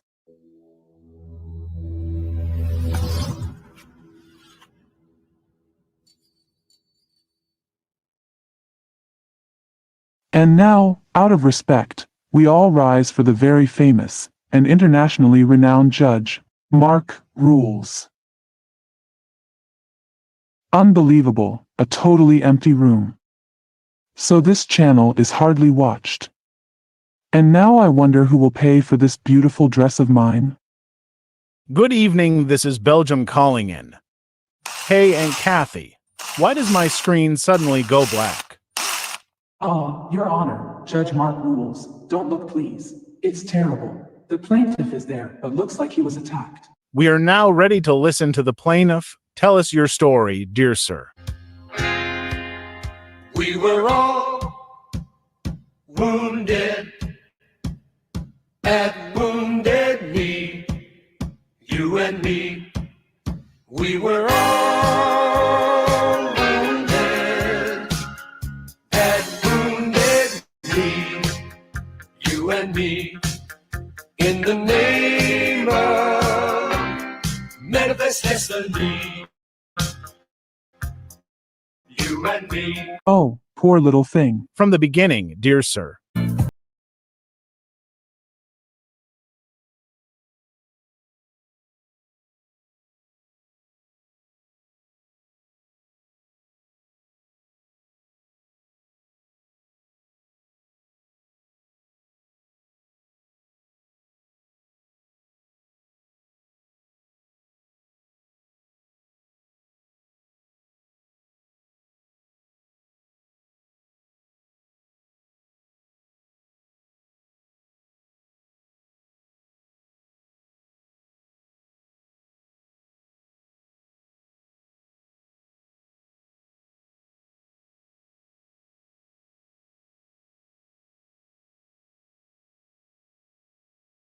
It's 5 o'clock in the morning. Conversation got boring. You said you'd go into bed soon, so I snuck off to your bedroom. And I love Mark Rules, but how many copyright strikes am I going to get for playing this? How many songs are in here, man? Holy crap. They might shut me down. I have to drop acid for this video to make sense.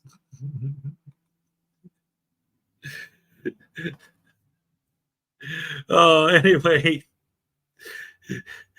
you got to check out Mark Rules, man. Go to his channel, subscribe, watch the video. He's got a great sense of humor, funny stuff, but he's not monetized yet, so I know he's not worried about the copyright stuff, but it isn't just about monetization. If you get enough copyright strikes, they can just shut you down. That's too weird, man. Weird. Well, if you remember, guys, that was what got Tones Overthinks It to go back to the original Tones avatar, because he started using that. Do people in Belgium do a lot of drugs? Eat a lot of waffles, I know that. I'm glad I'm not high. That would have made my head explode. Oh man, that's amazing.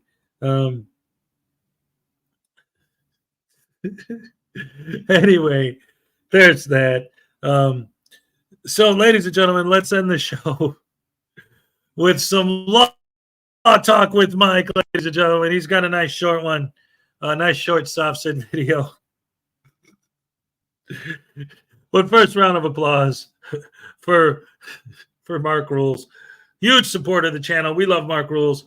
In fact, just the other day, I don't know if he heard me. So if he's watching now, I got a generous PayPal donation from Mark Rules just recently. Thank you so much for that. And in the donation, he said that I should use part of the money to get a piece of cake for Maggie from the Frauditor News Network. I always want to say Frauditor Comedy Show, Frauditor News Network. And I've talked to her about it, and that's actually something, since we're both since I'm back in Wisconsin now, that it actually will happen. So right on. Round of applause for Mark Rules. Anyway, let's watch Law Talk with Mike. And don't forget, ladies and gentlemen, 6 p.m. Central Time, Artie's Corporate Fiction is going to go over the beginning of the new Rise of the Moors trial. Finally, after all this time, the trial's about to begin. It's going to be great. Mike Gravel coming to you from Chicago, as usual. And I just got a good little nugget here sent to me by an anonymous source. It's so good, I had to go with it. It's just a quick one. It's a short morning quickie. That's all I've got for you so far. But I liked it. I haven't even seen all the clip. It's a very short clip. I haven't seen all of it, but what I saw was good. Let's do this thing, shall we? Do I have at least 2 witnesses that they are committing treason? This is treason. They're violating my rights. Secret headquarters of the Sovereign Citizen Patrol, initiating video production sequence. We are no longer playing. So let's get revved up. It's time for Law Talk with Mike.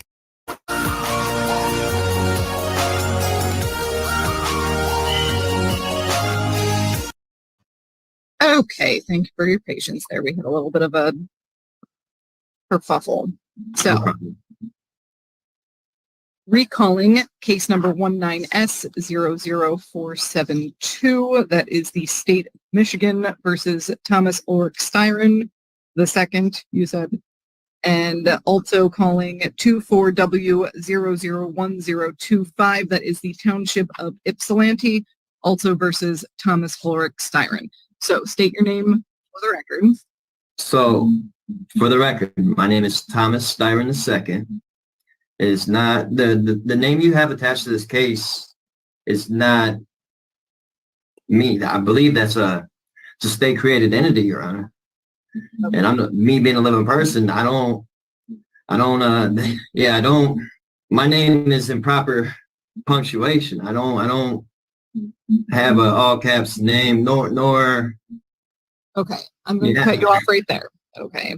I don't have no contracts with the state of Michigan at all, period. And so I was wondering about personal jurisdiction, subject matter jurisdiction in regards to this. Okay.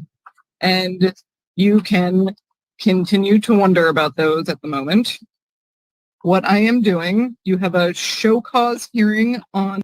Keep wondering, loser. The matter ending in 472, which is the retail fraud charge. I'm showing a balance of $210 on that. And then what you're being arraigned on, that is what I am here to explain the charge against you, is a citation issued on April 2nd, 2024 at 9:24 in the evening. That charges that you operated a motor vehicle on North Ford Boulevard at or near Russell Street with no license on your person. Do you comprehend the charge against you? I do not. I don't even own a license. I canceled my license years ago. Okay. So. Okay. Judge is aware of the situation. She went straight to comprehend. What you are being charged with is operating a motor vehicle without having a license on your person. So, I'm not asking if you agree with this. I'm not asking if you have a license. I'm asking if you understand the words coming out of my mouth as far as what this charge is. The charge is accused me of not having a driver's license on my person, correct? Correct. Well, from my understanding, I need a driver's license if I'm in commerce. I was traveling home. Okay. I wasn't doing business at all. And also from my understanding, I don't need a license to do that. And your overstanding is incorrect, sir. But we are not going to get into that for now. You are saying that you have understood the words as far as not having a license on your person. It is a misdemeanor charge with a maximum penalty of up to 93 days in jail, a $500 fine with court costs, or both. So this is under the assumption that you guys have personal jurisdiction and subject matter jurisdiction over me, right? Yes. So at this time, the court is going to set a pretrial date for you. That will be before Judge Washington. Ma'am, can we prove the jurisdiction first before we go ahead with setting a trial for that entity or a pretrial for that entity? I hear you. And at this point, you are appearing in front of the court. You have put your name on the record. And yes, we are setting a pretrial date for you. I did put my name on the record, and my name that I put on the record is not the same name that you have attached to that case. And you can provide documentation of such at your pretrial date, which is going to be June 26th. So the documentation that I have published, recorded the documentation I have published and recorded on the record, on the state of Michigan record, that says what I just told you, that I'm not who you have, that I'm not the name you have attached to that case, that's, I need to bring that with me, is what you're saying? It being already recorded and on the state of Michigan records, not good enough? Whatever documentation you have, bring with you to your pretrial date. That is what I am telling you, yes. So.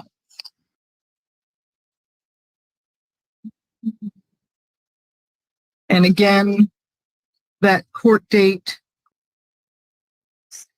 June 26th? Okay. Will be June 26th at 9 a.m. before Judge Washington. The court will enter a, that you are standing mute to all charges at this time.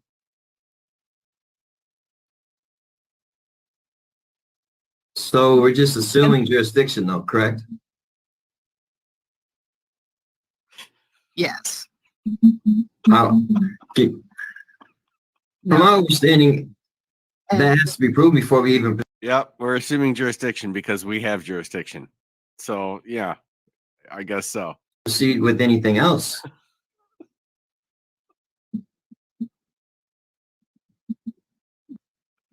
Am I wrong? You are not correct. The Court will also set a personal recognizance bond in this matter. Basically, you are promising to show up for that June 24th court date at 9 a.m. over Zoom before Judge Washington, where you will have your pretrial. Okay, so at this point, your hearings are concluded. You are free to stand up and tell the jail that you are finished. So I need to be there under threat, duress, coercion of going to jail?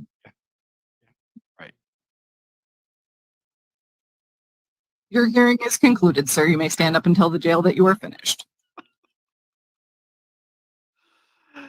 Oh, who is this? Who is this now? This is what? Well, anyway, so now he's just basically that's the end of it. He's going to say thank you for the 20 gifted memberships. Oh my goodness gracious me! These sovereign citizens are so dumb. Of course, we miss Ray, and I love her, and I can't wait for her to be back. But in some ways, it's good that she's not here right now because these sovereign citizens make her eyes twitch. She goes nuts. I bet if you give these sovereigns $1,000 check with their name in all caps, they'd still say it was them. Yes. Absolutely, positively. How's Ray doing? Last I heard from her, she was back home.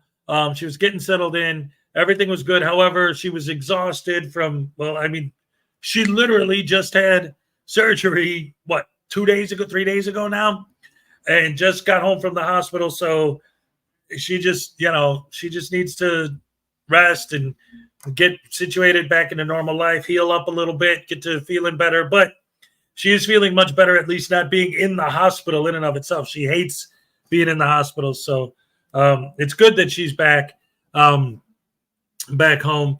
So she's happy about that.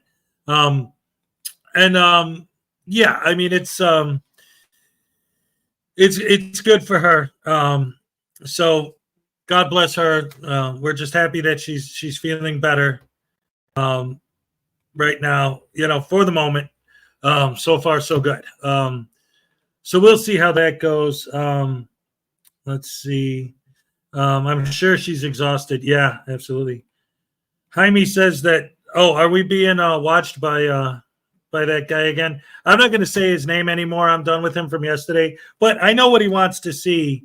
So I could go ahead and put this on the screen for him. If he's stream sniping us anyway, just for a few seconds, because I know that this is what he really wants to watch. Here we go. Dude. Oh, wait, you know what? I could play the music too.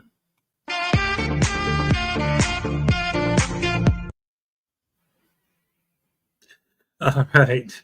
He'll get that joke. Anyway, so at this point, guys, we're pretty much going to wrap it up. Thank you guys for joining me. As always, it is, we're at the 3-hour mark. You guys are the best fans in the world. I love you guys. Thank you so much for joining us. As always, oh my goodness, every morning, every day. So happy to spend my mornings with you guys. And that's all I have to say about that.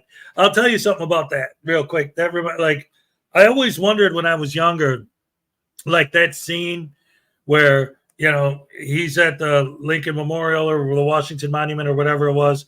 And I'm trying to remember, but it was specifically the scene where he's giving the speech and they're like, so what do you have to say about Vietnam? And then the plug gets pulled and you don't hear what he says. And then right at the end, they catch, and that's all I have to say about that.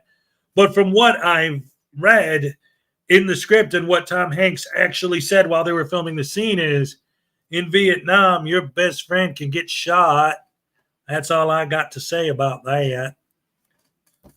I got to pee. Oh, well, please save it for the toilet. He said, I got to pee. Oh, no, that was when he was talking to, that's when he was talking to Kennedy. They showed that. They didn't cut that line out. I just watched Forrest Gump the other day. All right. Oh, you have the exact script? All right, cool. Yeah. It was something like that. Talking about Bubba getting shot. Oh, poor Forrest. Oh, my name's Forrest Gump. But anyway, yeah, that's all good stuff. As always, we love a good movie. Love you guys. You're the best fans in the world. Thank you for joining me once again. And let's go ahead and wrap it up. Oh, yeah. I love you guys. I'm all shook up.